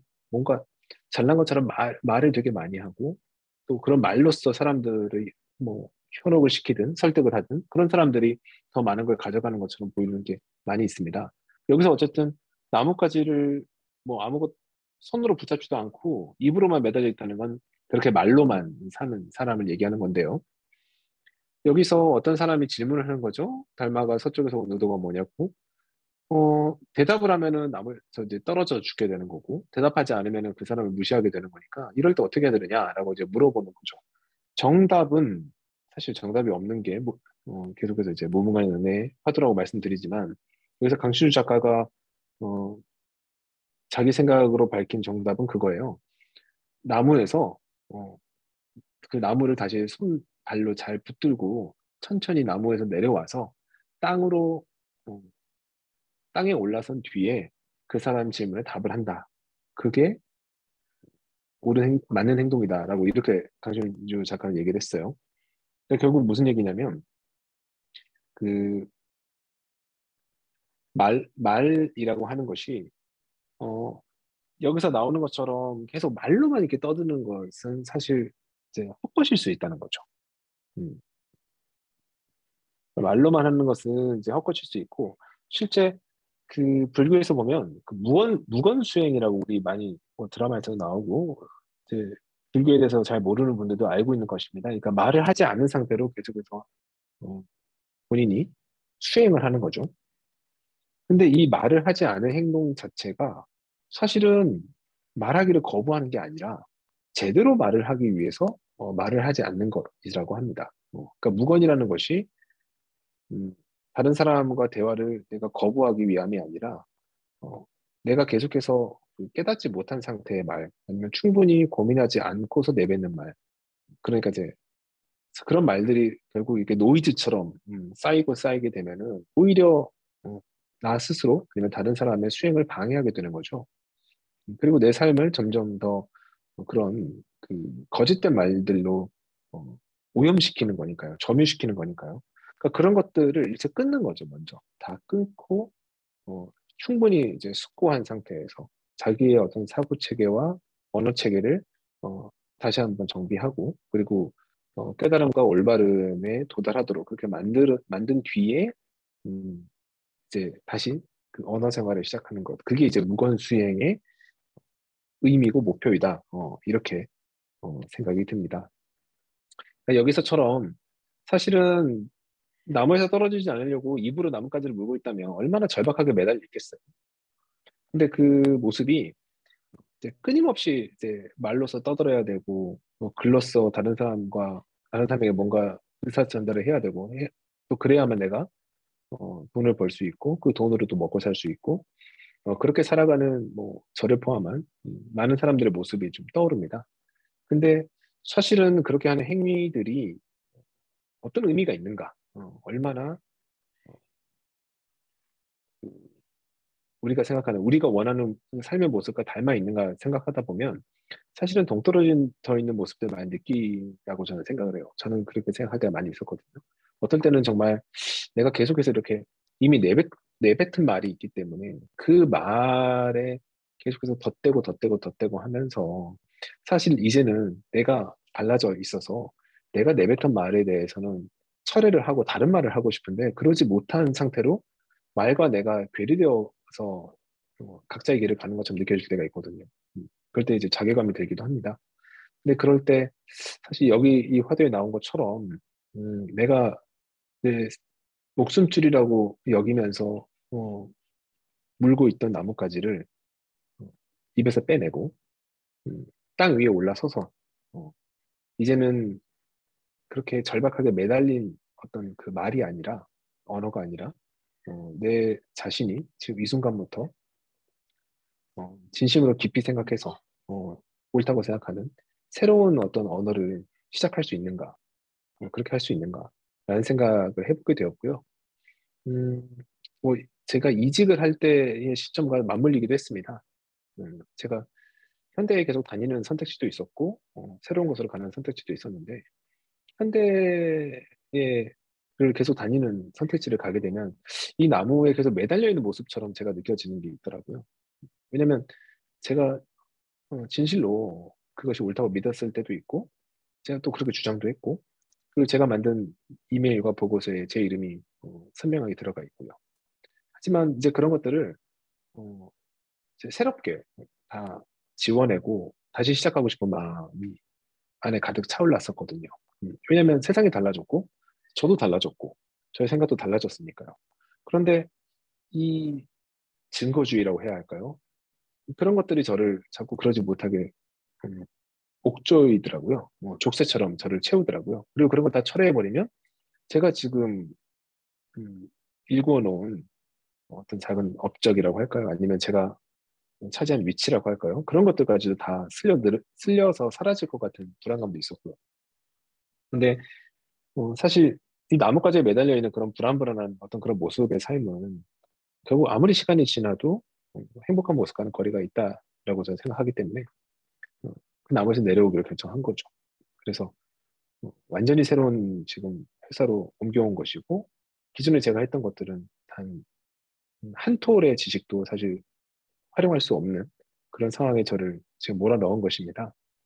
글쎄요, 이게 나무에서 내려와서 땅에 두 발을 디딘 건 확실한 것 같은데 또 어, 제가 해왔던 습관처럼 그 나무를 다시 기어 올라서 나뭇가지를 또 입에 물려고 하는 건 아닌지 제대로 두 발 땅을 딛고 제대로 된 말을 하는 어떤 인생을 살아갈 수 있을 것인지 어떻게 될지 또 저도 궁금한데요. 이 화두가 사실 어, 기존에 내가 살아왔던 방식을 끊고 새로운 방식으로 나아가고자 하는 생각과 굉장히 닮아 있는 부분이 있어서 이렇게 모두 함께 나누고 싶었습니다. 네. 또 이제 한 세 개 정도의 화두를 이렇게 쭉 내달리면서 말씀을 나눠봤는데 여기까지 한 것만 가지고 아마 오늘 모임은 또 가름을 해야 될 것 같고요. 생각보다 이제 내용이 많고 제가 또 하지 말아야 된다고 생각하면 말이 너무 많네요. 네. 오늘 얘기 나눴던 것들 뭐 자유롭게 다른 분들 얘기 좀 듣고서 마무리하면 좋을 것 같아요. 네. 곽희님은 어떠세요? 뭐 오늘 제가 앞에 세 개, 그리고 뒤에 한 세 개 정도 화두 계속 말씀드리면서 얘기 듣고 있는데, 뭐 기억에 남는 화두 혹시 있으시면 어떤 건지 말씀 주실 수 있으실까요? 저는 아까 그 물병을 걷어차라는 것과 방금 들었던 이 침묵만이 누릴 수 있는 말의 자유? 이 두 가지가 가장 기억에 남았어요. 그러니까 음, 마지막에 이 침묵만이 누릴 수 있는 말의 자유 이것도 이제 읽어주실 때 보면서 그러게 무시를 해야 되나 아니면은 어, 대답하느라 입을 벌려서 나무에서 떨어져야 되나 두 가지만 놓고 계속 생각을 했는데 생각해 보니까 그냥 나무에서 내려와서 땅에 발을 디디고 그때 말을 해야 한다면 하면 되는 그런 선택지가 있고 그게 맞다는 거를 되게 생각을 못 하고 있었던 것 같아서 약간 좀 아, 그러네. 내가 되게 좁게 생각을 했구나라는 생각을 들으면서 했습니다. 뭐 물병을 걷어차라는 얘기도 사실 되게 많은 질문과 해결해야 될 숙제를 듣잖아요. 우리가 어렸을 때부터 부모님으로부터도 그렇고 선생님, 교수님, 회사에선 상사한테 듣는데 항상 그 질문 안에만 갇혀 있어서 거기서 계속 생각을 하려고 했던 것 같은데 그 질문 자체를 걷어차는 생각의 전환이 필요하다는 생각을 했던 것 같습니다. 그쵸. 네. 아무래도 요즘 담고 있는 곽희님의 화두가 또 이직과 관련돼 있다 보니까 그 물병을 네. 예, 그 생각을 되게 못하고 갇혀 있었던 것 같아요. 그 질문 자체를 걷어차 버리고 다시 무에서부터 생각하면 되는데 항상 그런 질문을 하는 사람들은 어쨌든 대답을 해야만 되는 상황이고 상대방이 그냥 뭐랄까 나보다 조금 더 높은 위치에 있거나 중요한 위치에 있는 사람이라는 생각을 해서 그 질문 자체를 걷어찰 생각을 못했던 것 같아요. 근데 이제 생각해보니까 그런 것과 상관없이 생각의 전환을 하고 0에서부터 생각하는 게 필요했던 거 아닌가라는 생각을 합니다. 맞아요. 뭐, 왜 MZ 세대 얘기하잖아요. 근데 MZ 세대에 대해서 마치 뭐 외계에서 온 생명체인 것처럼 막 얘기하는 그런 분위기가 있었는데, 뭐 저는 그게 이제 MZ 세대가 중심 세대가 되면 그런 화두는 이제 사라질 거라고 봐요. 음, 근데 제가 느낄 때 MZ 세대는 그나마 더 나은 환경에서 자란 세대라고 저는 생각을 하거든요. 그래서 그렇게 물병을 걷어차거나 나무에서 내려와서 답을 할 수 있는 모습을 훨씬 더 그 이전 세대보다는 잘 갖춘 세대라고 생각을 해요. 그러니까 그들은 엉뚱한 얘기를 할 수 있는 사람이라고 생각하거든요.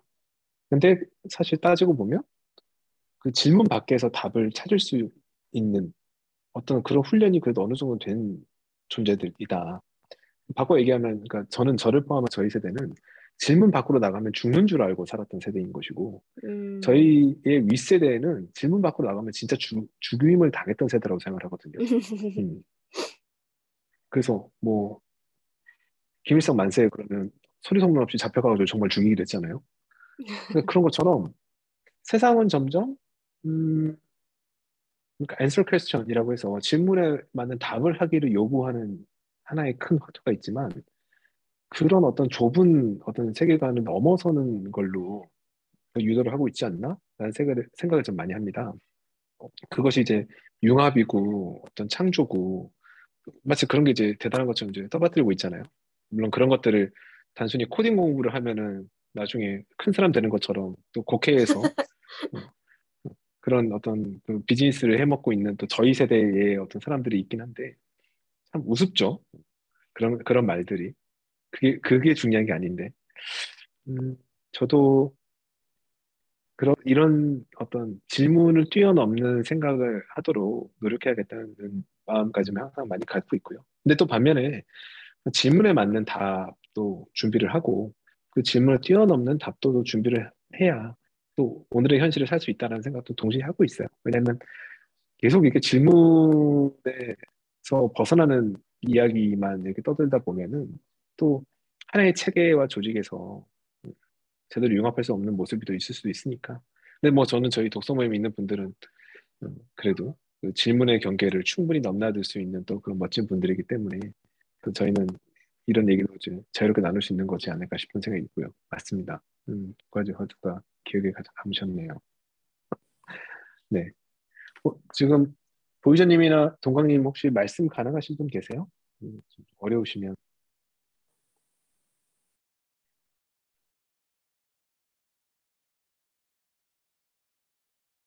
네. 두 분은 좀 약간 바쁘신 상황에서 접근해 주신 거라, 네, 그러신 것 같습니다. 그 경민 씨 전체적으로 오늘 어떠셨는지 한번 말씀 들어보고, 네, 민성님 또 전체적으로 한번 말씀 들어보고, 예, 제가 닿는 말하고 오늘 모임은 정리를 했으면 합니다. 네. 경민 씨 한번 어떤 생각이신지 궁금하네요. 네, 뭐 일단은 정말 오랜만에 들어와가지고 이 편안하게 저 집안일 하면서 듣고 있었거든요. 듣는데 이 딱 팟캐스트 좋습니다. 네. 듣는 느낌, 네, 팟캐스트 듣는 느낌이어가지고, 네. 이제 신혼여행 갔다 오면서 생각했던 게 이제 딱 마지막 장 내용이긴 했었거든요. 음, 사실 이게 뭐 완벽하게 유치할지 모르겠는데,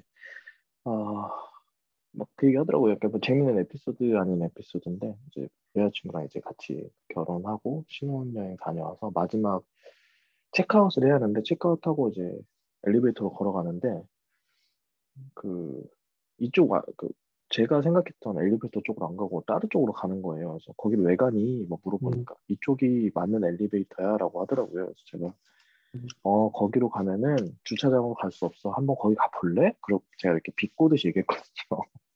근데 전혀 대답을 안 하고 있더라고요. 그래서 왜 대답을 안 하나 해서 계속 여기 서 있네. 여기로 가면 주차장 못 갈 텐데 그래도 한번 가볼까? 그래서 옆에서 계속 이렇게 웃으면서 계속 이렇게 비아냥 아니 비아냥을 했는데 모두가 다 그걸 타고 다 주차장으로 가더라고요. 그러니까 이제 제가 멍청하게도 다른 엘리베이터 안내문을 읽고 이 음, 정상적인 엘리베이터를 제가 비웃고 있었거든요. 그러니까 이제 물어봤어요. 왜 아니라고 여기가 맞다라고 그렇게 강하게 대변하지 않았냐? 왜 침묵만으로 응? 그냥 단순히 나를 보고 웃기만 했냐라고 하니까 굳이 말이 필요 없었다. 음, 이것을 가타부타 너랑 내가 이야기를 하는 것보다 타고 보여주는 게 맞지. 여기에 음, 가면은 주차장 갈 수 있고 이런 거는 굳이 내가 설명할 필요가 없다. 네. 제가 근데 이제 그 얘기 너무 웃으면서 얘기 듣고 나서 회사에서 내가 왜 이렇게 요즘 힘들었을까라고 생각해 보니까 음, 침묵하지 않고 너무 조급하게 내가 알고 있는 것을 최대한 사람들한테 공유하려고 너무 막 애쓰고 있더라고요. 그러니까 사실 음, 회사에서 그냥 조용히 내 일만 해도 충분할 텐데 내가 이거를 빨리 사람들한테 말하지 않으면 사람들은 내가 이 일을 하고 있는지를 모르지 않을까? 혹은 음, 사람들이 나에 대해서 불신하지 않을까라는 생각을 했었는데 뭐 기저에 깔려 있는 건 그 불안감이 컸었고 근데 이제 그걸 마치고 이제 신혼여행 마치고 돌아오면서 회사 들어가서 돌아가서는 좀 친목을 많이 만들어야겠다. 그러니까 점심시간에도 그래야겠다. 그냥 좀 그런 침묵을 하면서 내가 생각도 정리를 할 수 있는 거고 그 생각이 정리되면 조금 더 깔끔하게 정리를 해서 사람들한테 더 나의 말을 효율적으로 전달할 수 있을 거고 그 과정에서 침묵하는 과정에서 내가 생각을 정리하는 과정에서 비로소 내 발언의 자유가 생기지 않을까. 왜냐하면 조급하게 말하다 보면 오히려 제가 더 쫓기고 이러면서 자유가 없어지더라고요. 이 생각이나 위치나 이런 거에 대해서. 음, 그런 조급함이 오히려 이제 그런 거죠. 사운드가 비면 안 된다. 이 사람들한테 빨리빨리 생각을 음, 전달해야 한다라는 그 강박이 있어서 그랬었는데 이제 좀 침묵하면서 좀 더 내가 정리되고 나의 진짜 자유를 찾는 시간을 만들어야 사람들로 하여금 나의 진짜 내 모습을 보여줄 수 있지 않을까라는 생각이 들면서 네, 뭐 같은 침묵이 아닐 수도 있겠지만 그 침묵하면서 생기는 사고 과정들에 대해서 매우 중요하다고 느꼈습니다. 어, 굉장히 격한 공감을 합니다. 예. 저도, 멋진 분이에요. 네, 네. 음, 네. 되게 민성 씨 어떠세요? 네, 말씀 주시려고 했던 것 같은데. 네. 아니요, 저는 경민님의 아내분이 너무 멋있는 것 같아서 저도요. 네. 어, 야, 진짜 멋있는 저도요. 분이고 진짜 결혼 잘하신 것 같아요. 음, 야, 이게 신혼여행 때부터 그러기 쉽지 않거든요. 너무 근데 웃기는 상황이었어요. 그 상황이. 음, 음, 엘리베이터 타서 왜 아, 아까 화를 안 냈어? 내가 그렇게 너를 비아냥했는데 왜 화를 안 낸 거였는데 오히려 내가 다 알고 있고 너는 아무것도 모르는 상황에서 그렇게 떠들고 있는 너의 모습을 보니까 너무 가소롭고 너무 편안해지더래요. 그 굳이 반박할 필요가 없다라고 생각하니까. 근데 너무 100대 0으로 져버린 느낌이 들어가지고 아, 이건 정말, 예, 네, 정말 맞습니다. 현명하신 분이시네요. 저라면 짜증을 내거나 두고두고 놀렸을 것 같은데 그걸로. 제가 너무 창피한 거죠. 그 상황이 너무 민망해가지고 계속 너무 부끄러웠어요. 그 상황이 차라리 같이 싸워야 마음이 편한데 제가 그쵸. 차라리 맞아요. 근데 저는 그 상황을 또 그리고 이 화두랑 연결짓고 그다음에 이제 회사로 이제 오랜만에 복귀하시는 입장에서 경민 씨가 생각한 것도 되게 멋진 것 같아요. 굉장히. 그러니까 저는 뭐 제 얘기를 조금 덧대자면 이직을 하고 나서 본의 아닌 무건수행을 하고 있거든요.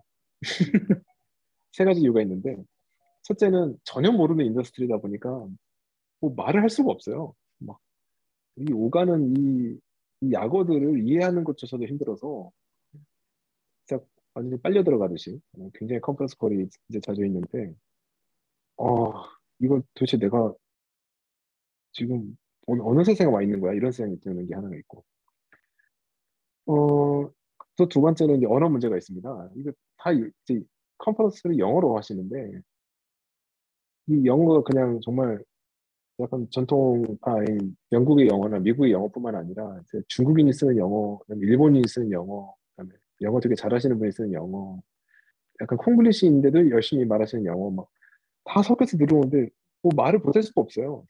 영어를 잘하는 것도 아니고 익숙해져야 될 부분이긴 한데 그래서 언어의 장벽도 있고요. 세 번째는 제 몸 상태가 지금 완전히 지금 일에 적응하는 게 집중을 좀 해야 되는데 이제 본의 아니게 자꾸 뭐 검사도 하러 가야 되고 뭐 챙기기를 해야 되고 그리고 이제 몸의 어떤 상태나 이런 것들 좀 제가 또 약을 먹고 있는 게 있다 보니까 좀 실제보다 제가 좀 과하게 어, 부담을 느끼고 있는 것도 있는 것 같고요. 뭐 그렇습니다. 근데 그러다 보니 본의 아니게 무건생활을 하고 있는데 오경 씨 말씀 듣고 보니까 나도 빨리 좀 말을 쏟아낼 수 있는 원래 내 모습으로 가야겠다고 조급증을 느낄 게 아니라 지금 이 상황을 충분히 좀 나를 수긍시키는 시간으로 가져야겠다는 생각을 지금 좀 전에 했어요. 이건 조급하게 느낄 게 아니고 특히나 저라는 존재를 새로운 회사에 처음으로 선보이는 시기를 지금 이미 지나가고 있죠. 근데 떠들고 쏟아내고 막 잘난 체하고 사실 잘 알지도 못하면서 그러지 말고 진중하게 하나하나 습득하고 받아들이고 어차피 뭐 이직하는 데 있어서 사인오픈 했으니까 음, 사인 계약 체결한 거니까 그렇게 가져가도 되겠구나. 말을 아끼고 충분히 정제된 말만 조금씩 내뱉어도 괜찮겠구나라는 생각을 좀 전에 하게 됐거든요. 용기가 나는데요. 최근에 제가 굉장히 좀 고민하고 스트레스 받던 일들이었는데 또 그렇게 용기도 얻게 됐습니다. 경씨 말씀이 또 저한테 되게 귀감이 되네요. 좋네요. 네, 민석 씨 어떠셨어요? 오늘 민석 씨가 뽑으셨던 달마 화두도 나왔고 여러 가지 얘기 나눴는데요. 약간 대학교 때도 계속 이런 학회 같은 거 많이 했었는데 그 되게 항상 그 당시에 지적받았던 게 내가 너무 약간 말을 많이 한다. 그리고 너무 약간 좀 싸우려고 하는 게 있다. 그런 거였거든요. 그래서 그때부터 약간 제 말을 줄이려는 노력을 많이 했었는데 어머님이 안에 체득하시고 그런 거 같아서 되게 멋있다 생각했고 좀 되게 인상적이었다는 박수님 말씀하신 거 같은데 제가 첫 회사를 다니다가 이직을 결심했을 때 사실은 가장 좀 결정적인 계기는 사실 교통사고 났어요. 하루 종일 할 일들을 생각을 하고 진짜 나 없으면 이게 안 돌아간다고 생각하고 있다가 막상 그냥 신호대기하고 있는데 뒤에서 차가 받았고 그때 이제 빨리 출근해서 할 일들을 정리하고 있다가 머리가 하얘졌는데 막상 사고 처리를 하는 것 때문에 회사를 못 갔는데 뭐 별일이 안 생기는 거예요. 그때부터 약간 마음에 공백이 생기면서 이직을 하게 됐던 것 같은데 그게 되게 생각이 많이 났었고 그러니까 결국은 뭐 회사 일이니까 이렇게 뭐 마음을 담아서 일하지 않는 게 좋은 것 같아요. 그 외에 또 요새 좀 뭐 우크라이나 사태 때문에 그 옛날을 좀 돌이키게 되는데 약간 경력 초반부터 우크라이나랑 좀 관련이 많은 일을 했었어가지고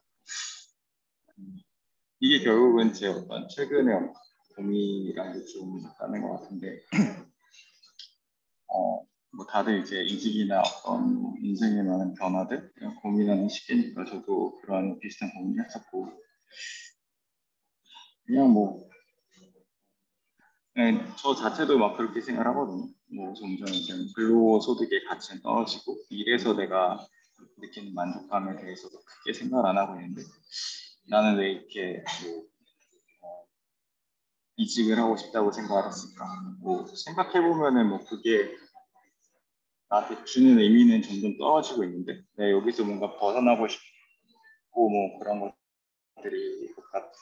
그래서 좀 안일하게 생각했던 거 아닌가라고 생각을 해서 일단 어느 정도는 이제 남아있기로 생각했거든요. 뭔가 팀에서 이제 사람이 많이 빠지면서 좀 더 나한테 주어진 역할 있고 뭐 그런 것들을 당분간은 좀 즐기면서 살자. 그러면서 좀 내가 자체적으로 할 수 있는 것들을 좀 고민을 해보자라고 생각을 했습니다. 결국은 뭐 이직을 해서 내가 그 새로운 조직에 적응을 하고 그래서 퍼포먼스가 나올 때까지의 그 정말 그 조급함들 뭐 그런 거를 다시 겪는 게 뭐 당분간은 제가 별로 이렇게 원하는 게 아닌 것 같더라고요.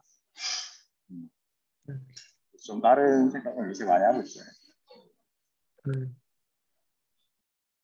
네, 음, 맞습니다. 정답이 없죠. 아니 저는 지금 경민 씨의 말씀도 그렇고, 음, 제가 이제 이 책을 통해서 선불교를 처음 접하게 됐고, 또 불교적인 어떤 화두에 대해서 이제 깊게 이제 곱씹게 됐죠. 작년에 제가 회사 일이 힘들 때 이직을 고민하고 이직을 진행하고 이직을 결정할 때 그리고 지금은 제가 수술을 앞두고 있는 과정까지도 이 책의 화두들이 계속해서 제 마음속에 밀물 썰물처럼 들어오고 나가고 하고 있는데 참 그게 좋은 것 같아요. 답이 없다. 음, 그러니까 무문관이라는 그 명칭 자체가 참 좋은 것 같아요. 문이 없습니다. 문이 있으면 다 거기로 가면 되죠. 문이 없습니다. 문이 없고 내 나름의 문을 만들어서 나가는 거죠. 그리고 그 문은 나만 통과할 수 있고요. 다른 존재는 통과할 수 없습니다. 참 그게 어, 절박하게 느껴지기도 하고 허망하게 느껴지기도 하고 그런데도 또 약간 자유로운 것도 느낄 수 있게 해주는 것 같아요. 왜냐하면 틀린 오답이 없는 거잖아요. 계속해서 내 나름의 생각을 하면 되고 내 나름의 길과 문을 만들면 되는 거니까. 그래서 저는 민석 씨 말씀하시는 것도 충분히 그것이 다른 누군가에 의해서 휘둘려서 뭐 이직을 하든 아니면 그냥 남는 그 결정을 하든 그런 게 아니라 내 자신이 생각을 했을 때 어, 내 스스로가 원하는 것이 무엇인지 받아들이고자 하는 게 무엇인지에 따라서 움직이는 거라면 그것이 저는 민석 씨의 답이라고 생각하고 어, 곽현님도 마찬가지고 다른 모든 분들에게도 마찬가지입니다. 근데 그런 것들을 사실은 저희 독서 모임 내에서는 저는 다른 누군가가 자신의 생각을 얘기했을 때 그 생각이 내 기준으로 맞다 틀리다라고 재단하거나 논박하지 않고요. 그리고 다른 사람이 자신의 생각을 얘기했을 때 그냥 그 사람의 생각을 그냥 있는 그대로 다 내 걸로 수용하지 않고 그것을 하나의 또 화두로서 또 각자의 생각을 또, 또 전개해 나가고 또 발전시키는 걸로 충분히 갈 수 있는 저희의 구성이기 때문에 음, 기쁘게 응원해드리고 또 박수 쳐드리고 또 도울 게 있다면 도울 수 있도록 노력할 것이고 그러리라 생각합니다. 그래서 굉장히 좋고 결국 저는 민석 씨의 말씀도 그리고 이제 곽현님이나 아니면은 경민님의 말씀도 다 사실은 이 무문관이라는 화두 안에서 또 연결 지으시는 부분들이 있다는 생각이 들고요. 그 전에 또 동학님이나 아니면 노희전님 말씀해 주신 것도 마찬가지였고요. 예. 어쨌든 저희는 굉장히 한 치 앞도 알 수 없는 혼란스러운 삶을 살고 있는데 그런 것 같아요. 이 무문관에 있다 보면은 그렇습니다. 깨달음을 얻고 난 뒤에 그 사람은 어떻게 달라지느냐? 그냥 똑같아요. 똑같은 삶을 사는 것 같아요. 겉으로 볼 때는 돈이 많아지는 것도 아니고 뭐 지위가 높아지는 것도 아니고 그 사람이 힘겹게 이제 살아가던 어떤 그 일상의 노동에서 뭐 크게 벗어나지도 않아요. 근데 완전히 달라진다는 거죠. 깨닫지 않은 상태에서 그런 일상을 사는 것과 깨달은 상태에서 그 일상을 사는 것은 다르다는 겁니다. 그리고 노예의 어떤 모습으로 어떤 일을 행하는 것과 내면적으로 그것을 완전히 새롭게 다시 재정의를 해서 어떤 주체적인 또 주인공의 마음으로 그 일을 행하는 것은 겉으로보다 똑같은 그 일을 하는 거지만 완전히 다른 것이죠. 그러면 삶이 달라지는 거고 삶의 의미도 달라지지 않는가 라는 생각을 하면서 사실 바라보고 있습니다. 네. 오늘 말씀 나눠서 정말 너무너무 좋았고요. 제가 일주일에 한 번씩 계속하던 리듬을 지금 8년째가 9년째가 잘 생각도 안 나네요. 그렇게 하고 있는데 중간에 이런 휴지기가 잠시 있을 수도 있지만 최대한 꾸준히 하려고 노력을 할 것이고 다음 시간 정도 해서는 이 매달린 절벽에 손을 뗄 수 있는가를 이제 마치도록 구성을 해볼 생각입니다. 근데 제가 서두에 말씀드렸듯이 3월 14일에 또 수술을 하게 돼 있다 보니까 돌아오는 다음 주에 아마 제가 한 번 정도 이런 자리를 청하는 걸 해볼 수 있을 것 같고 그 다음 주에는 제가 이제 수술을 받고 난 뒤에는 이게 그 주 혹은 그 다음 주까지 다 어떻게 될지를 수술 받아본 뒤에는 알 수 있을 것 같아서 다른 일정들은 따로 말씀 나누도록 하겠습니다. 네, 일요일이었는데도 같이 해주셔서 감사하고요. 남은 주말 잘 보내시기 바랍니다. 수고 많으셨습니다. 네, 고생하셨습니다. 감사합니다.